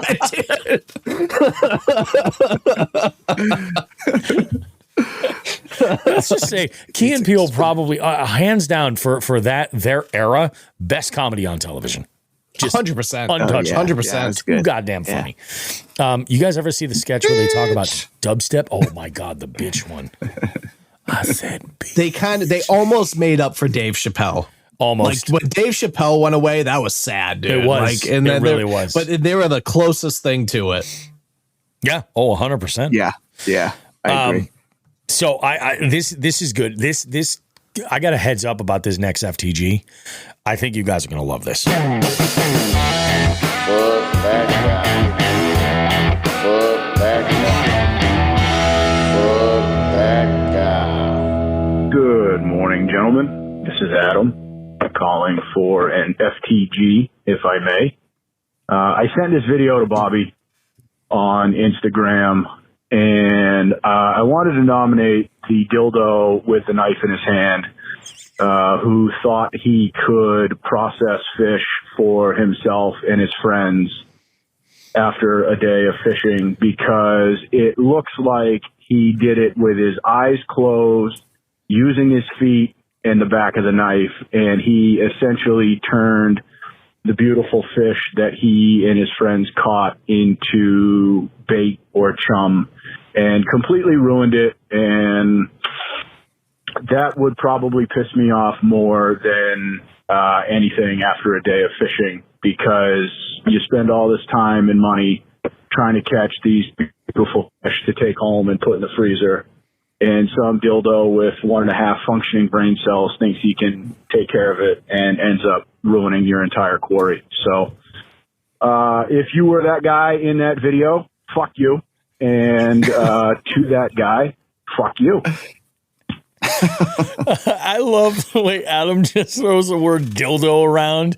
Like it is just like it's like the word the. It's so good. But Adam is right. He sent me this video, and like watch, like the only thing I can think of, have you ever seen somebody use a knife and you were afraid for them? Oh yeah. Right. This guy was one of those folks that was like holding a knife that was like, oh, I'm not getting the fillet right. Maybe I should cut harder. You know what I mean? Where they think it's like a strength thing. Like they have to push and force this. They don't realize that the knife does like 98% of the work. Yeah. And it is very obvious. I don't think this was I use a fucking knife. butter knife, dude. Oh my God, it's ridiculous. Like that knife has got to flex at least a little bit to get a good fillet. And it takes practice. You know, for sure does. And I'm totally, but like, dude, like I remember I want to say the first couple of times that Becca had filleted fish. Right. And she was like just learning how to do it. She's like, I'm not putting that shit on YouTube. You know what I mean? She's like, come on. I don't want to get fucking crucified for it. So she's like, when she started to kind of get it, she's like, okay, I'm going to leave it in, you know, whatever. I am like, yeah, I don't know why he recorded that. I don't know what. Unless it was was it a rage bait thing and that's what they were looking to get at? Probably, dude. Probably. Dude, there's so much stuff now. You can't trust anything. But as far as being bad at it, I agree. Just don't post it. It's the same things like processing a deer or something like that. You got to learn. You're going to figure it out. You're going to make mistakes. You're going to be. Don't share that with the world. Thing. I mean, it's obviously not as difficult, but yeah. Man, I've butchered some fish too. I mean, you still use them, whatever. But you ain't gonna see me posting it.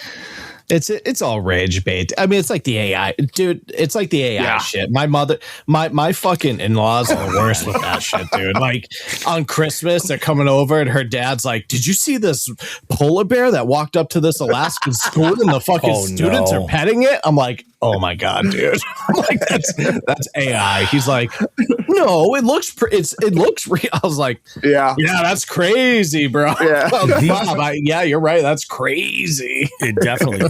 So Eli asked a question. He says, how often are you doing half shell versus taking the skin off? Yeah. Or does it depend on the fish? Depends on the fish. For me, it depends on the fish. Yeah, it does. It depends on the fish. I like to like with trout, skin on. I know people who fillet them all, like they take the skin off. Sometimes I know some folks that smoke trout will do that. I mean, I'm not talking about putting them in the fish whistle or anything like that. But like some folks that will like take and they'll do like smoked trout or smoked salmon, and it's to get the smoke to penetrate and not have to go through the skin. So that kind of makes sense. When it comes to, although I will tell you, one of the best ways I have ever had like bluegill is whole. You clean them. I've had that. Yeah. And then you scale them. And that's the thing. That's the important thing. You scale them. And then like you just deep fry them whole. Like I usually what I'll do is a lot easier. It does makes life. And the thing is like with like those smaller fish like that, like you get into like a big crappie, you can fillet that. Like a giant gill, you can fillet that. Yeah. But like the more like conventional ones that you'd find if you're like, oh yeah, we're gonna do a little catch and cook, or maybe you gut hook one or something like that, and you're like, all right, this guy's table fare. Then you want to make sure that you know maybe catch a handful more, so it's worth your efforts. But if you do them that way, then you can just take like a fork and just scrape the meat right off the bones. Yeah. I wish Jeremiah was here to talk about the best way to eat a fish. Yeah. I like it when it's flapping. It's true. Right as its gill moves. I like that kind of bite right into the gill. Save me the head. You know? Fish. Yeah, but I agree. I think like for panfish, yeah, if you have a good amount or you have some healthy panfish, yeah, you could go ahead, do your little fillets, get your little slice, scale them up, and make it worth it. But I agree. Doing the whole thing isn't bad, and it's a hell of a lot easier. But yeah, depending on the fish, for sure. I'm the same way with trout. If I'm going to eat a trout, I leave the skin right on. I just want to jump in here and see how this if this plays right, because this is the song for Jeremiah. Took a fish head out to see a movie. Didn't have to pay to get it in. Fish, fish. I got to do that so that we don't get demonetized. Walleye. Get 8 seconds. Walleye, I have never had. I have never eaten walleye. I would probably fillet that because, like also with the legal size to keep, that's a reasonable size where you'd want to be able to. You're not going to lose a bunch of meat taking that skin side off. No, you're doing the same as a walleye, same as like. Well, I assume you're going to do it the same way you do a catfish. You're going to just cut it down and then nice fillet off of it. There was one year where I did a bunch of bullhead, and I made a smoked bullhead like a dip. Actually, it's freaking funny. My dad had made a similar dip with a bunch of rainbow trout that we had done, and then I just talked to Joe Cermelli about a recipe he had posted on his Instagram, and I'm like, he's like, I just smoke whatever I got in the freezer. He's like, it doesn't matter. A little bit of fluke, a little bit. Well, he's like, totally mixes it up. Surprise me. And I'm like, that's cool because you could come up with some really cool combos like that. And he's like, yeah, it's pretty badass. But I did this, and the way I did them was they call it shucking them. So you put a nail on a board and you basically just grab the head and just all comes right off. Yeah, it's crazy. I mean, that's how I clean the trout. I cut through the top part of that bone and then fast to kill and then pull the head and everything comes out, you know? I will say, and I've heard before that, just in general, perch and potatoes is the dish. All the waters where I catch the giant perch are not waters it is suggested to eat those fish out of, like a lot of PFAS chemicals and shit like that. But I've been talking with old Saint Nick about a trip up to the Great North. Maybe even it maybe as early as this summer. Bill needs to meet Saint Nick. Yes. Oh my God. Wow. Yeah, I didn't even think about that. He's the one speaking in the video I sent you. Yes, he is. Okay. Oh my God, Nick is great. The Canadian koala. We're talking about Simcoe possibly, and I'm like, all right, that'd be great. It's like 5-hour ride. Every Columbus show, he brings down all these weird ass like ketchup chips and all that shit. All the Canadian food from Canada, Humpty Dumpties. Yep. What else? What does he bring? What's the name of that fucking Nanaimo bar? This thing is delicious. I don't know that one. Do you like coconut? What was the cake thing he brought? He brought some fucking cake thing too. Yeah. It was pretty good. Butter back tarts. to the fish stuff. Do you guys follow Wade Fishes? Oh yeah, I love Wade Fishing. Great stuff. That guy make you. That's all I want to do is catch and cook when I'm watching him. I mean, guys, I have a confession. Uh-oh. I just kind of like started eating fish like within the last like 6 months. Oh, well, a lot of people don't. There's a lot of people that don't. Yeah. Yeah. There's a lot of still anglers have nothing I've ever caught.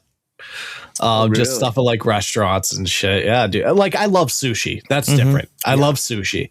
But like cooking it up, dude. Like, well, I could tell you since I went to Pulaski with Big Nasty a few years back, and we went for the steelhead run, and the king salmon were dying off, and they look like mashed potatoes. I have never eaten salmon since. Yeah, I believe it, man. You cannot eat it then, dude. Like no. But since I've seen that, since I've smelled that water, I'm done. They look like zombies. They're zombies, dude. Dude, they're just deteriorated. I have not been able to.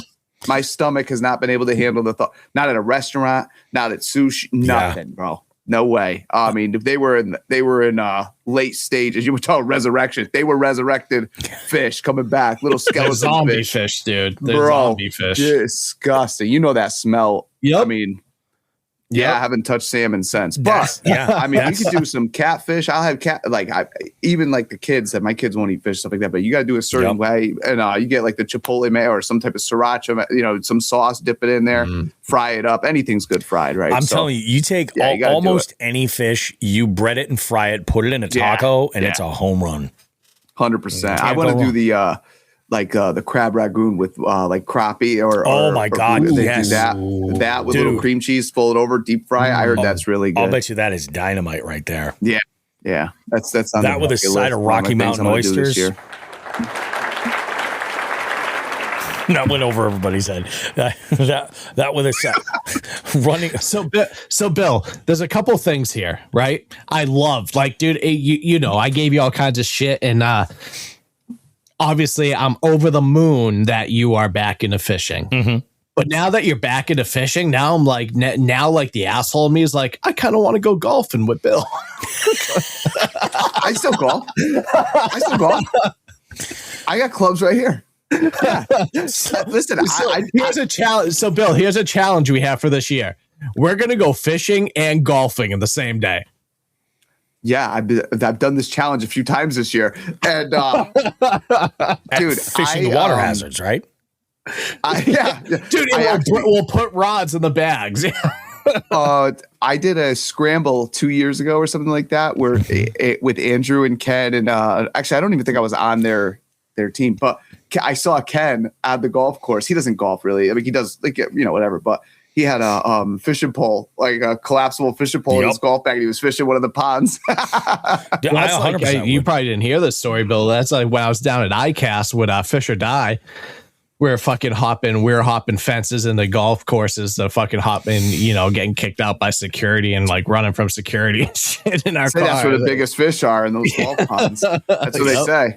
There's minimal pressure, they just, all they've got to do is just eat and, command their area.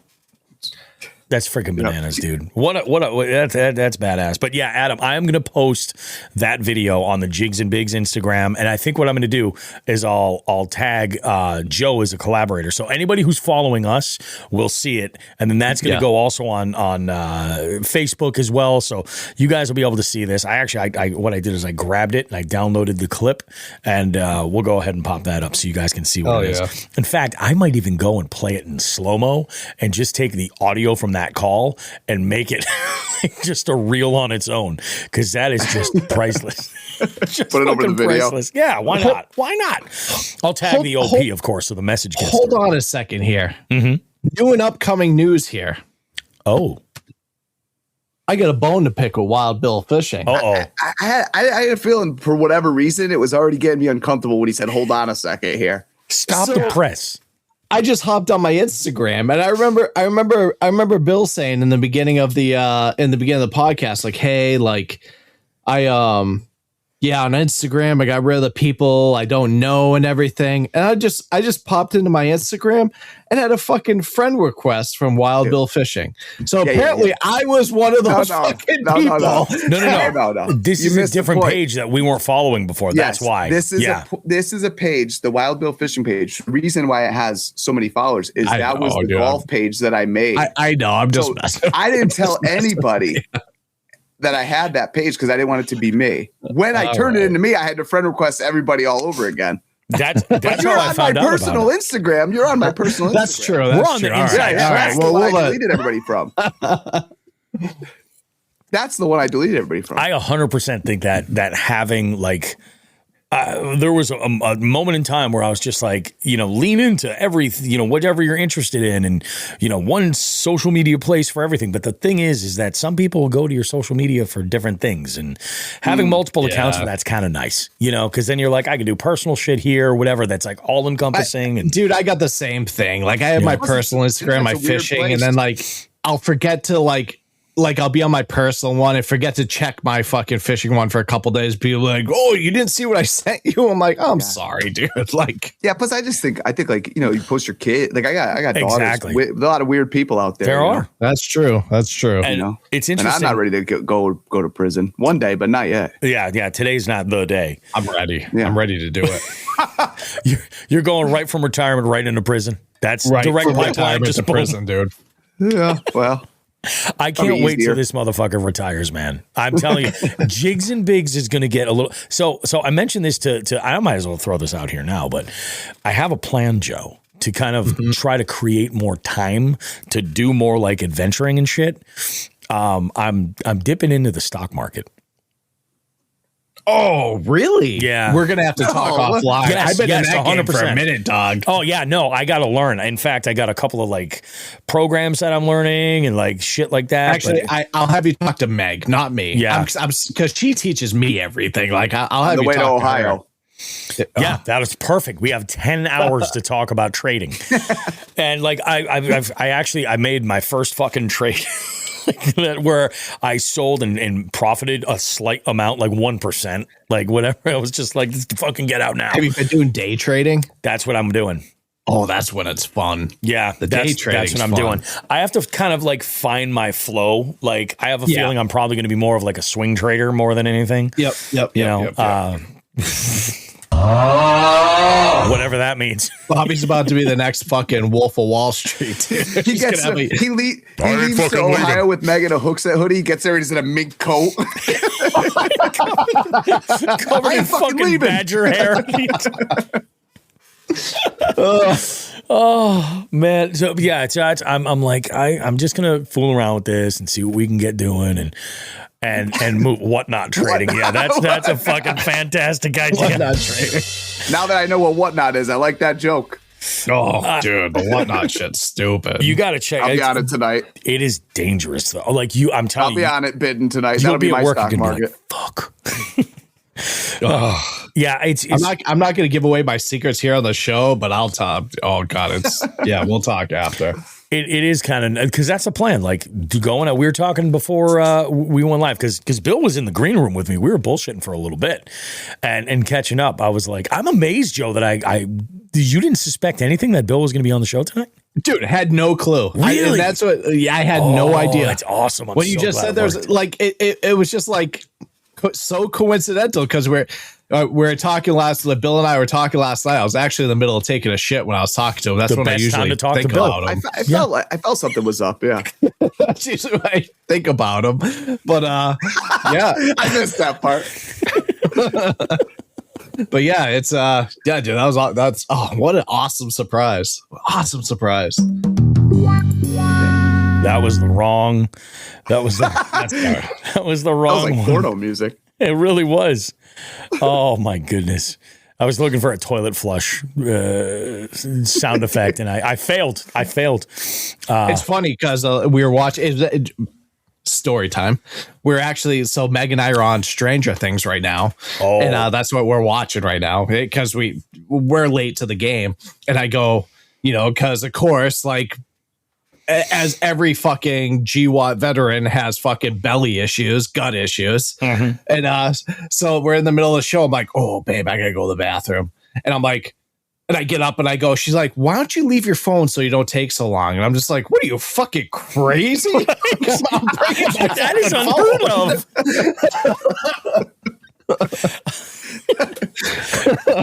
Like, we were all alive at a time where all you could do is read the ingredients of the air freshener or the hand the soap. shampoo, dude. Yeah, the whatever shampoo. was nearby, and you're just like, oh, all right, that's great. No, now it's hemorrhoid causing device. There was a crate next to the toilet up in Maine, and it was just like about 500 issues of the Star magazine. I'm like, I can't believe Princess Diana is a werewolf, you know? Like, yes. Oh my God, man. Michael Jackson is an alien. Okay. While I kind of figured that one. While we're on Stranger Things, I finished it last night. I watched the last episode. I'm not going to say anything. Yeah, it was the last one. Okay, good. I didn't watch this season. I'll tell you, there's some shit that got people all fired up. Like, there's some scenes that they just dragged out that didn't need to be. And there's some, you know, I've seen some things. But I will say this regarding like television and stuff, like, in the earlier 2000s, I had my heart absolutely broken by Sopranos, the way that series ended. It was just one of those things where, like, you just wanted closure, and they were like, you're not having it. So after going through that and having some, like, so much, like, experience with television, and, like, I kind of get how they're, like, they're sort of, they have to kind of like make it work. It's like finding that last puzzle piece, and it's like, this is how it is, I guess, you know, in some cases. And it's like, so it's not like the perfect, I don't get mad at TV shows like, how dare they? But there are folks out there that are kind of like, it's a fucking good series though. It is well worth it. And like, where season 2, Joe? I just hit season 3. Okay. I think. Yeah. Well, Joe said last week when you guys were talking about it, it is cool. It does like capture like that time is really good. It's so nostalgic, dude. They do a really good time. Yeah, they do a really good job with that. Yeah. And the music, I will say this. Yeah. So there is a scene in the last episode where there is a what is it? There is the graduation, right? And I won't tell you who the valedictorian is or anything like that, but it's one of the kids. All right. Yeah. And they are making a speech, and they go through, and the music that they use in the background when it's like flipping the bird to the administration is Iron Maiden's Run to the Hills. And I'm just like standing on my recliner, like, yes. For those that don't know, the series runs from 1983 to 1989. So that's 6 years. And the problem is like in that first season, like they're young kids. And then like when they're like recording or when they're producing the last ones, those kids are like in their late 20s and 30s. It's so crazy. Like Millie Bobby Brown is so fucking hot, dude. I can't do that. I can't do that. I can't. No. I can't do that. Yeah. She's fucking like 30 years old, guys. I know, but she started as an 8-year-old boy. I'm talking about now. I'm talking about now, not fucking 10 years ago. That's what you say. Schmuck. That's what you say. You know what I mean? I meant like, okay, Millie Bobby Brown. So she's only cancel Jigs and Bigs. Oh God, dude! Cancel Joe Brown. The views and opinions of Joe Brown do not necessarily represent really the views and opinions of Bobby Roast Beef and Jigs and Bigs.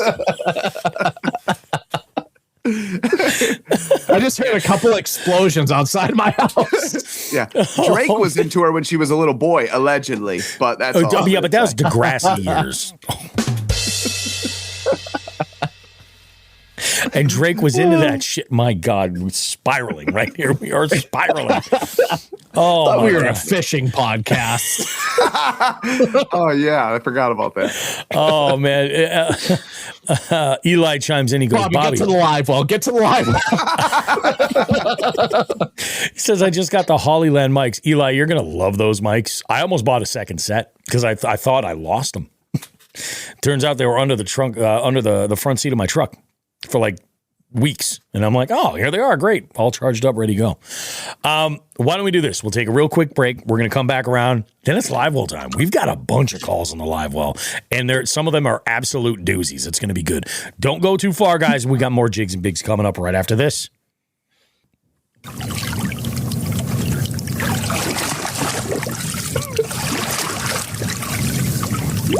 All right, grab that big one first, will ya? Bro, we killed it today. Goddamn, he's a motherfucking beast. Shit, he got more fight now than when we hauled him in. Watch it. Don't let him jump out of the tub. We lose him and it's over. Relax, bitch. I got him. You get the scale ready. We're taking this one home, no doubt.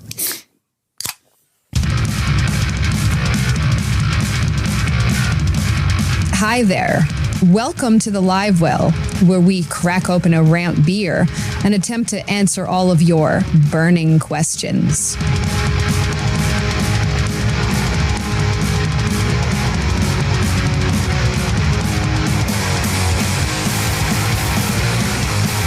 Only the burning questions. Only the burning questions. So we're going to start this week's Live Well out. We have, let's see, we got 1, 2, 3, 4 different calls. We're going to start this one out on the West Coast. We got Dave Urkey right here calling in the Live Well.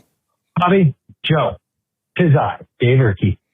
I am at work, but I was just talking with our lovely friend Metal Jones, and he inspired this question because it's a concept that I don't necessarily have to deal with here in California.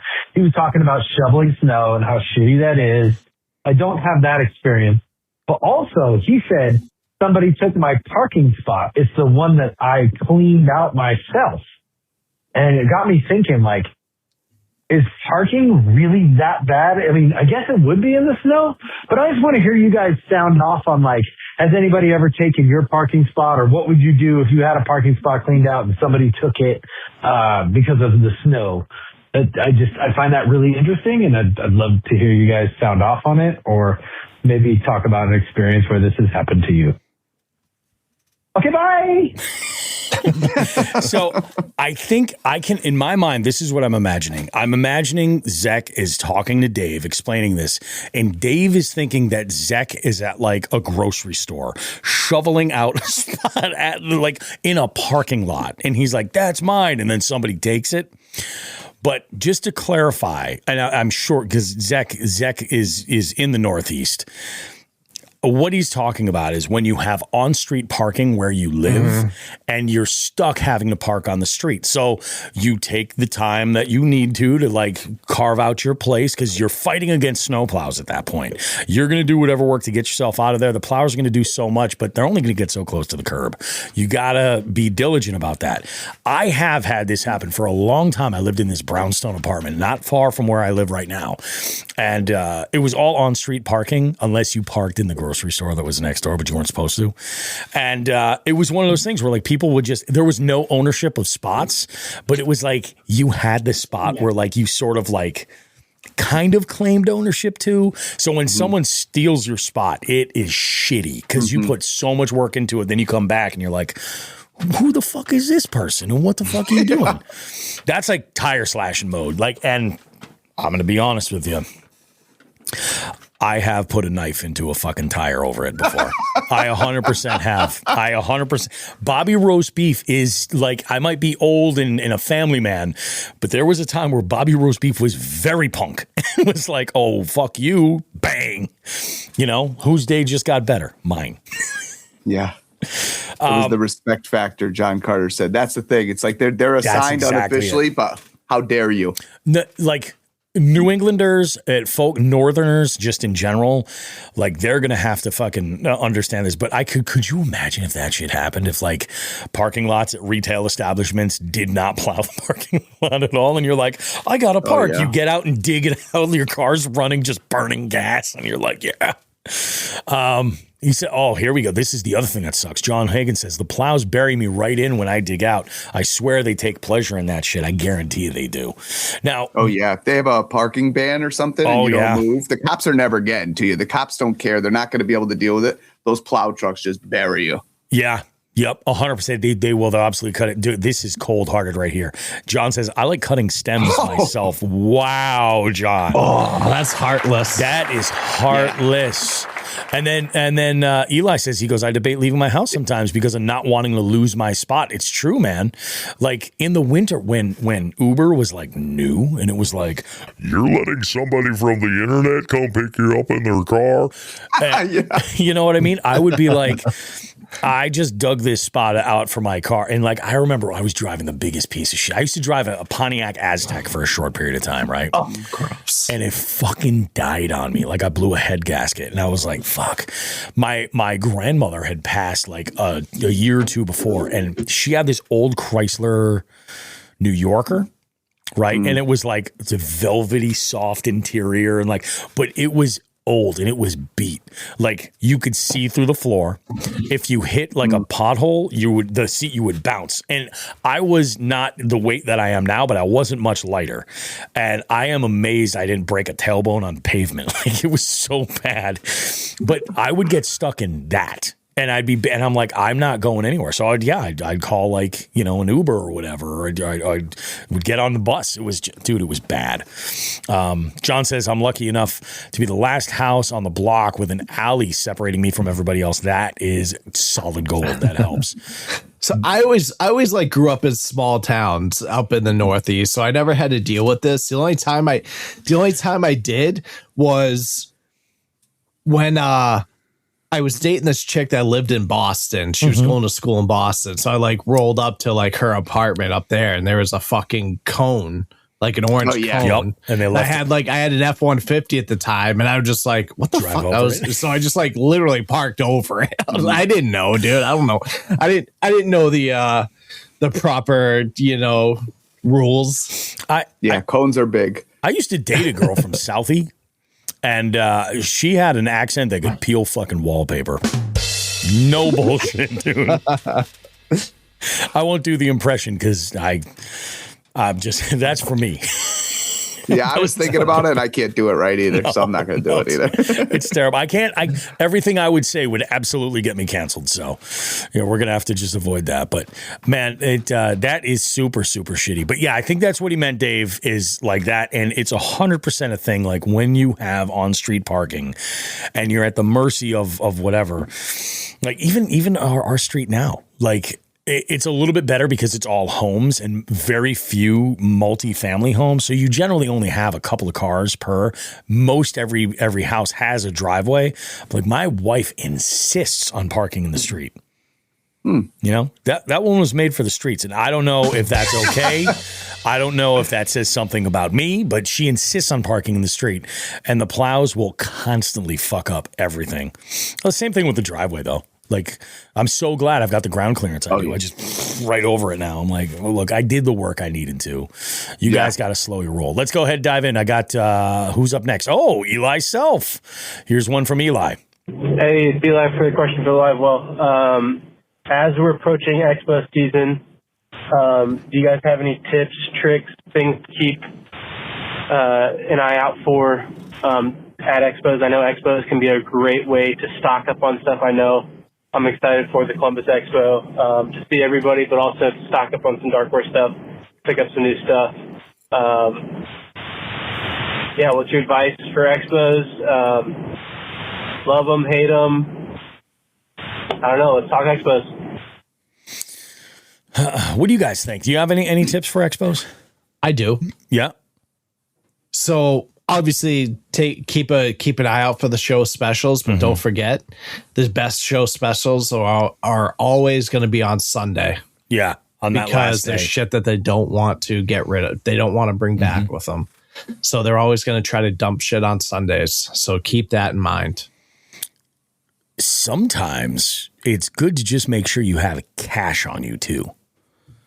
Oh, 100%. I didn't even think of that. Yeah. There are folks that will say, you know, oh, hey, here's the such and such price. And even if you just mention, you're like, you guys take cash, right? Because like some businesses are like, nope, for accounting or whatever, they just want it all through one source, you know? Yeah. And like, so everything goes through Square or something like that. But if they'll take cash, they might knock a percentage off. Like, oh, we'll do such and such. Or if you buy so much with cash, they'll be like, yeah, we'll throw you in a couple extra pieces or something like that. It's very cool. Zach says it's folks like you, Joe, that make expos difficult. Listen, you guys had no issue last year. You guys are packed to the brim fucking all 3 days. Let's see. Oh, John Carter says, I have worms from the Springfield Expo from 2002 that I bought so many. Yeah, I mean, I would say if I had anything, right, like I would definitely look for stuff that's like independently owned. So think with the dark horse brain. You know what I mean? Think of the stuff that where you're like, I can't find this anywhere. Or sometimes it's like, if you're talking like rods and reels, I'm talking more like baits or like supplies. I purchased, I'll tell you, one of the things that I loved was like last year I picked up a couple of dry bags. And I'm actually, this year, that's one of the things that I have is like a mission is if I can come across that same vendor, I'm just going to load up with a bunch of dry bags because I like to use them in my boat. Because I was under the impression that boat storage stayed dry. Turns out it does not. So the dry bags are really handy especially for stuff like a scale. You know, I don't want that thing getting soaked all the time. Shit like that. Like anything that you want to protect, the production stuff, you know, all that is really good to keep in there. Plus, you know, lures and stuff. You don't want things rusting. John says you might get worms if you make the wrong turn in the neighborhood around the Columbus Expo. Yes, that's true. You might get worms, or you might get a shank to the ribs. Could go one way or the other.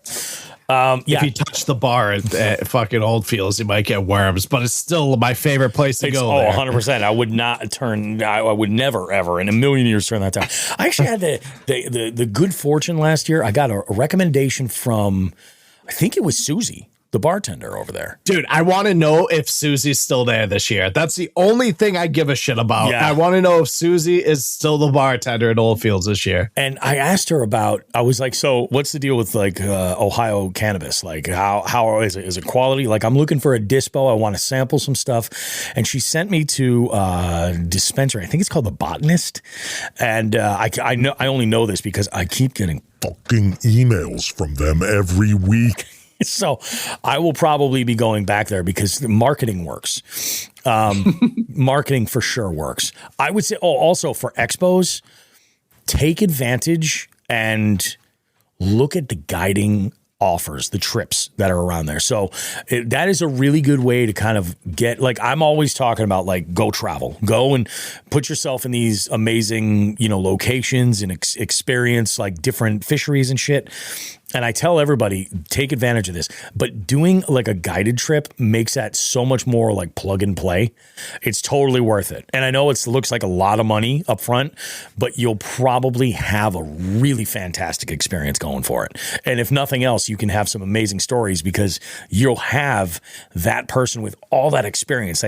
Part of their job is to like kind of like explain like the area to you. You know what I mean? So you have like a guide, like a tour guide. It's really, and a good guide is going to give you a little bit of knowledge and a little bit of lore of where you are too. So it's very, very cool. I heard worms make your ass itch. Yes. And then Zach says, I was way too behaved last year. He was until Sunday. Sunday night was off the fucking chain. Sunday night. Oh my God. We recorded the podcast that night and it was insane. I remember getting up Monday morning and bringing Dave to the airport and driving back and being like, cause like Nick had hit the road too. And I was like, oh, I wonder. And Zach and I cleaned up all the fucking Dark Horse stuff and loaded the truck. It was just the two of us. I was like, I am not leaving. I don't care when I get home. I'm like, I am not leaving him here with this shit. Cause that was Nick and Zach left, I think, the Rusty Nail with each 4 Long Island iced teas to go. Wow. Yeah. To go. Wow. I had one to just kind of take the edge off a little bit. What else do we have here? John Hagan says Tibble's charter for walleye and perch out of Port Clinton on Lake Erie is a good one, and they're usually at the expo. There was that one charter, that one guide from Alaska. Do you remember? Wait a minute, hold on. Moose Landing. I've still got the dudes koozie. that were right next to us? No, they were across the way by like the other entrance, like I guess like the main entrance. Yeah, really, really nice guys. And I looked into the trips. I was like, dude, I can't. I couldn't afford to take the time to make that trip. That's the problem with those distance. But I'll tell you what, like that's an amazing guide service.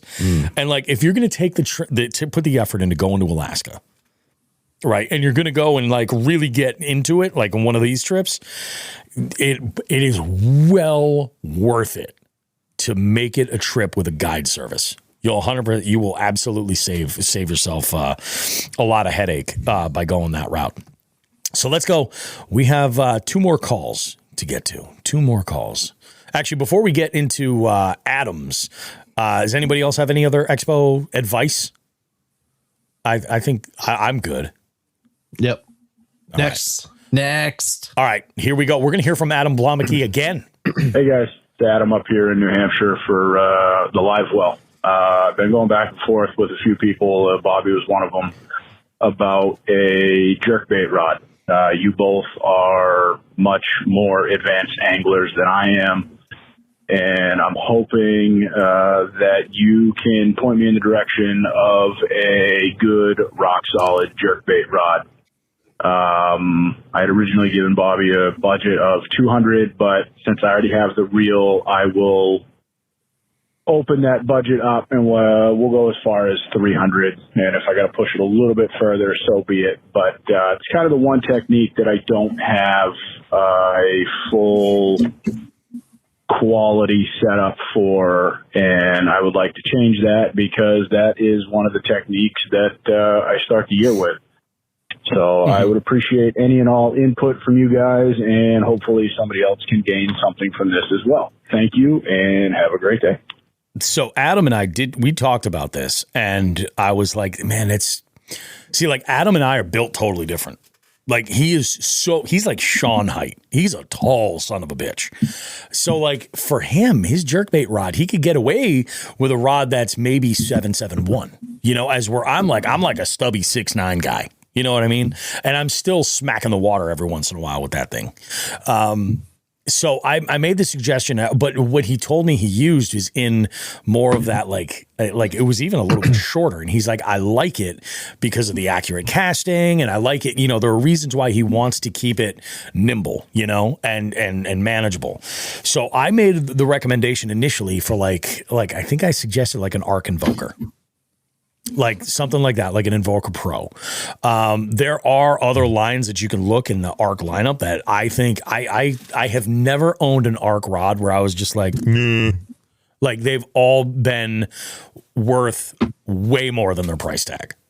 All of them. I'm also a slut for St. Croix. I'm like, I can't like the next BFS combo that I put into the lineup is going to be a St. Croix,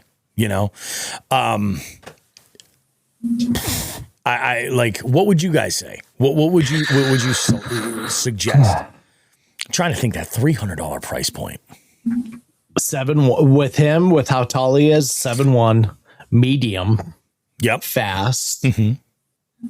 I would go with. I usually go with 6'10" for jerkbaits because I'm also shorter, but 7'1", medium, fast. I would go with the 6 Sense Team 6 rod.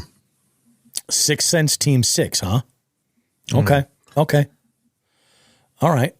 What about you, Bill? What do you think? I think the price tag is a lot that he's got up there because personally, I think if you have a brand that you trust, like I have a whole bunch of different stuff. So I have Lou's stuff. I have a whole bunch of favorite stuff. I have real cheapo stuff. I have, I love for my jerk bait setup, I'll use the medium 7 foot, the favorite, the rig rod there. But again, I think it depends on the brand that you like. If you have a specific brand, I'm sure there's a rod there for you. But I don't know, because there's people that jerk baits is even trickier because I know people use spinning reels for jerk baits and like light setups and stuff. So I think it's all a feel. If you're not used to it, I like a medium setup with a spinning reel for jerk baits. Yeah. But, I mean, if you're on like that, like 300, dollar mark, I would jump over to like Mega Bass. Me personally, I would jump over to like the Mega Bass, like Levante line, or or even like the Poison line, something like that. But he could realistically, he could like like if you wanted to look at like Dobbins, looking at like Champion XP. Shit like that. That's in that window. If he's looking like Shimano, like I would look at the Zodius. You can get into the X Prides, like if you can get a deal. Like that'll be slightly out of that budget, but like I've heard good things about the Zodius, the Tatula Elites. I think those are in that window. They might be a little bit higher than that. What else do we have in here? The Avid series from St. Croix is one that's a decent one. You could look.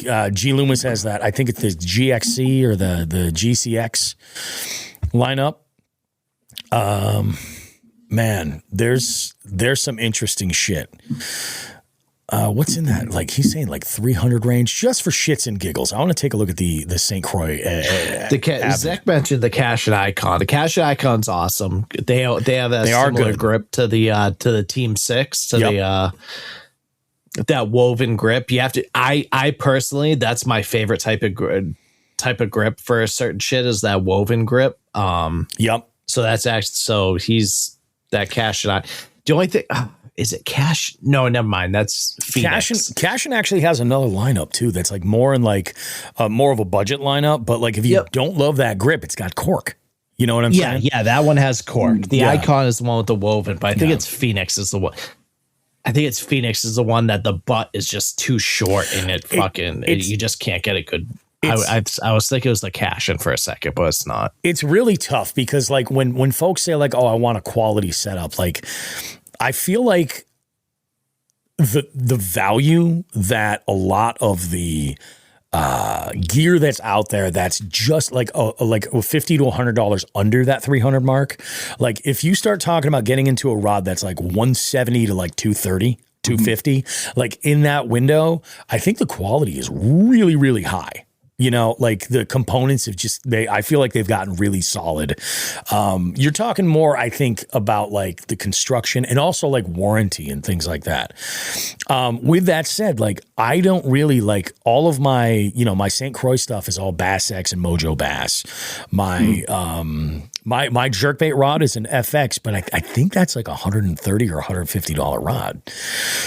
It was nothing crazy. Jerkbait rods are one of those ones that I'm not like, okay, I'm going to get the like really pricey rod. So Adam, I will tell you like jerkbait, I would rather see you break the bank on a different type of rod than a jerkbait rod. Jerkbait rods are pretty like, I would break the bank on like a jig and worm rod. Something like exactly. That. Yeah. Exactly. Yeah. Jerkbait rods are pretty straightforward. So yeah, like I said, that Cash and Icon, great rod is you just have to like that woven grip, which I personally love. Yep.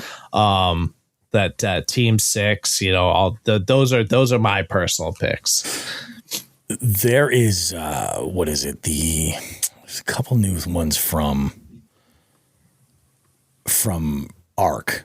That are pretty sweet. The Sniper 2 is one, but that's a little bit out of his what he was saying. It's like a little bit under. It's in that like $200 range. Mm-hmm. Let's see what we got here. What about the Commander? That's another new one, and that's actually even more like it's even more like on the more what do you call it? I guess economic way of looking at it. Here we go, like the reinforcers. These are up in that like $349 window, and I bring this up because it's a little over his budget, but he could save himself 10% using the code Jigs and Bigs at checkout at arcrods.com.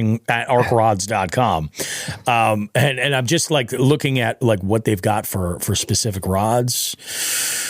Like you're saying like a 7.1 medium, but for him, his height, I would say a 7.1 medium. He is with what he's talking about. He was looking in like the 6'8" to 6'10" kind of window. Don't go any below 6'10".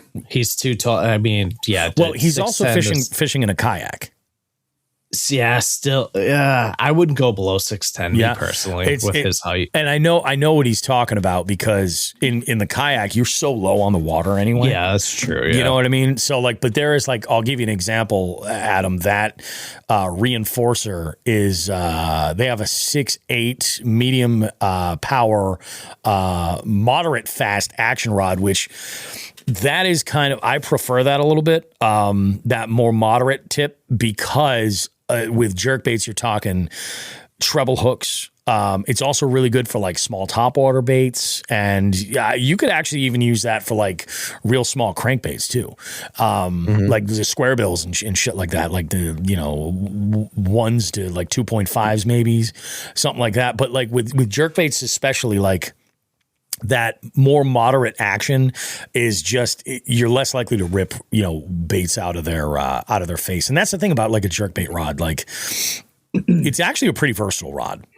You know, because you can, a lot of the time you can get away with using that for like, if you're throwing a popper or if you're throwing like a walking bait or something like that. I have those rods do double duty for me too.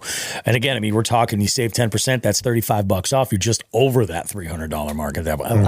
I am a piece of shit. There are podcasts that will tell you I am, we don't want to make any money from you. No, I'm looking to fish more, man. Pay my bills. God damn it. So if there's a way that I can help you, that is one of the reasons. And I've never had a complaint with any arc rods myself, and I've used several different lines. But like I said, like I am also a slut for St. Croix. Yeah. It's you know what it is? It's the legacy of St. Croix. That's what it is with me. I fucking hate cork handles. Oh, dude. I love them.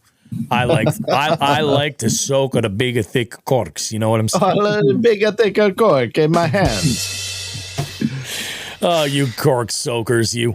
All right. Man. What do we got? What do we got next, Bobby? One more. We got Brandon, New Jersey BFS gang. It's your boy, NJ BFS gang. First off, Merry Christmas and a Happy New Year to all the Jigs and Bigs fans. But yeah, Bobby, question for the live well. So I just copped the Art Gravity DFS reel. For your suggestion, right? You know my arsenal of DFS rods. What rod would you suggest to pair well with it? You know what I'm saying? That doesn't break the bank. You know what I'm saying? I've been keeping an eye on that Art Gravity rod, but you know what I'm saying? I want to keep it not ready to pay $200 yet. So what would you suggest to go with that Art Gravity or BFS reel? Tight lines. I know a thing or two about this whole lineup, baby. Now, Brandon, I'm out on this one.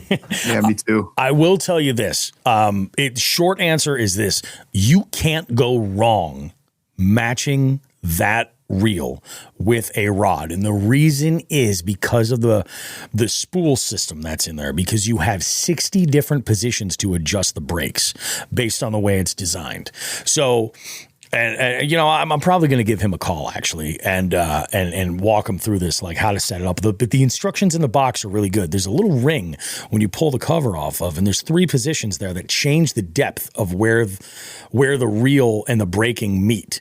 So you have 20 different settings around on setting 1, 2, and 3. So if you want to use that rod for something that's a little bit more like Power BFS, and you need like a more of a heavier brake setting or something, or you want to use it on super ultralight stuff, you can make it work for almost whatever. That's a big reason why I recommend that.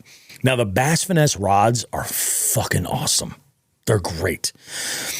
I use one as like my bait finesse like jig rod. It would be the equivalent, the bait finesse version of my jig combo. I don't know where they are yet. I got to take a look at the lineup for like the ultralight stuff. So I would ask yourself the question. You've already got the reel. That's ideal. I would ask, where in your arsenal are you trying to fit? Like, are you looking for something that's a little bit more like to throw like the super ultralight, like the 2 gram type stuff, like the really, really, really light ultralight baits? Or is something that you want something to maybe throw something that's a little bit more conventional finesse, maybe like throwing like 1/8 ounce Ned rigs, because that reel will do great with all of them. But you can put that thing on almost any rod and get great results out of it.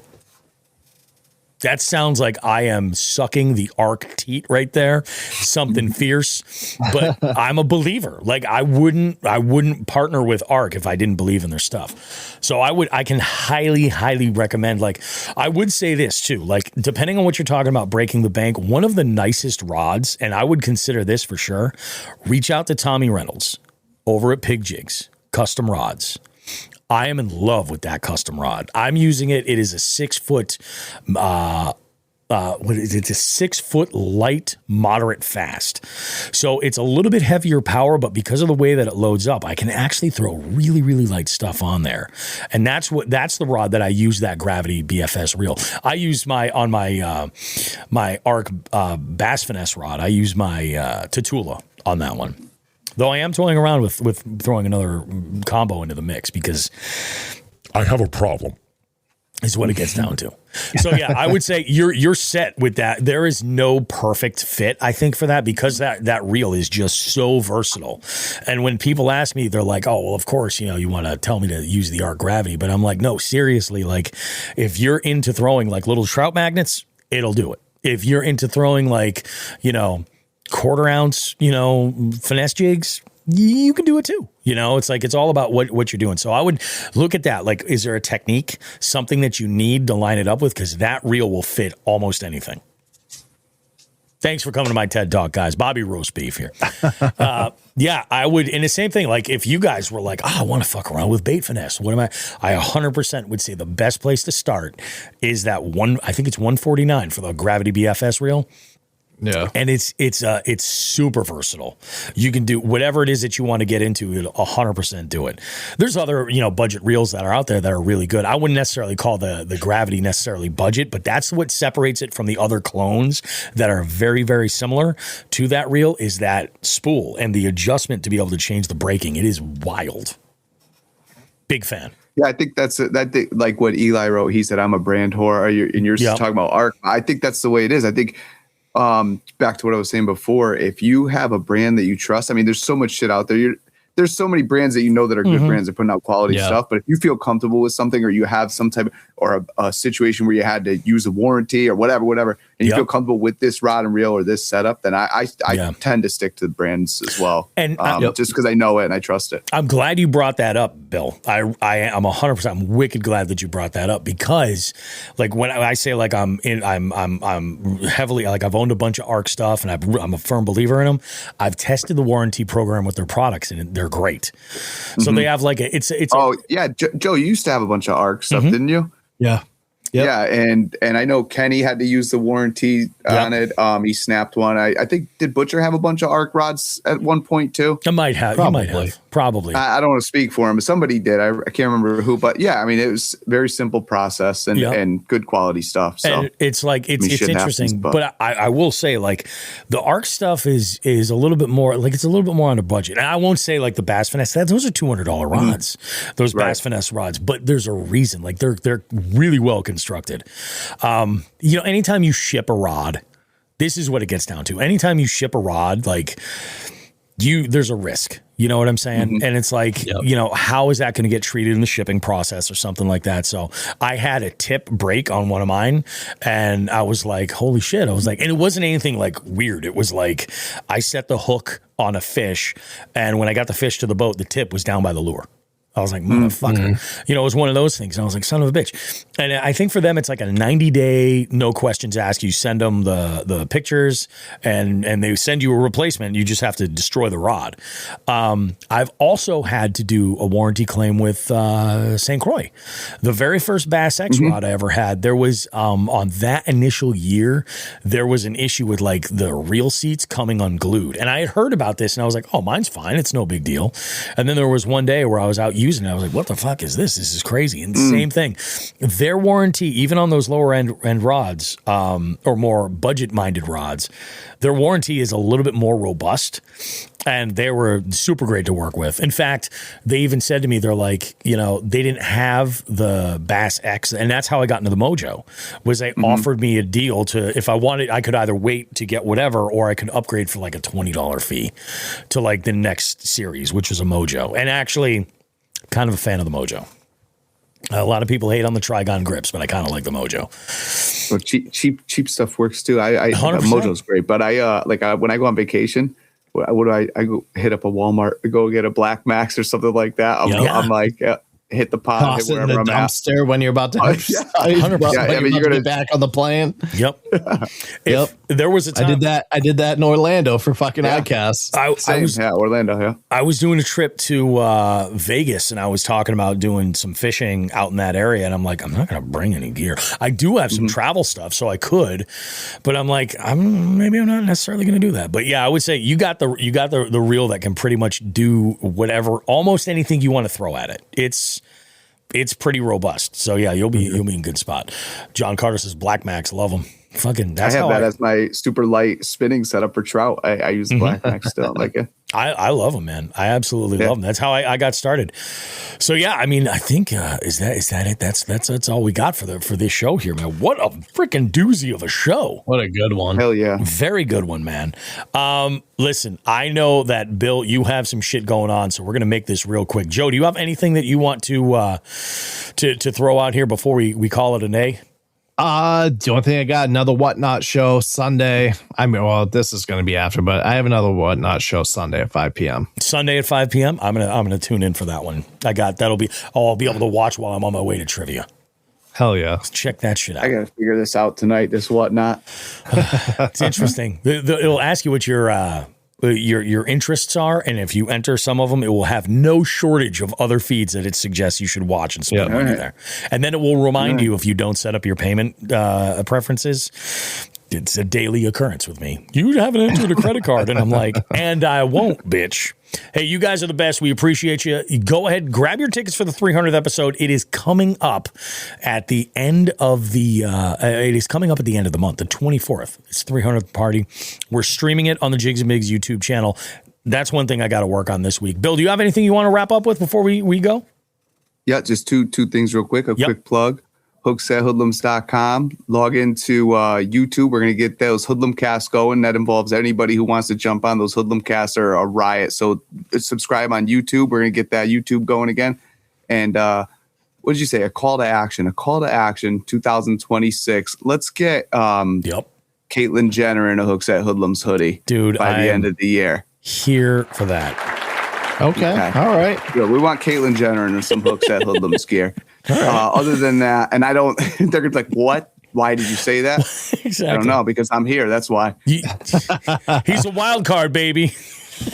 He's a wild card, baby. I got the brakes. You guys have a good one. We will see you in 7 days. Thanks, guys. Take it easy. More Jigs and Bigs goodness. You know how it is. Like we always say. Tits and ass, smoke some grass.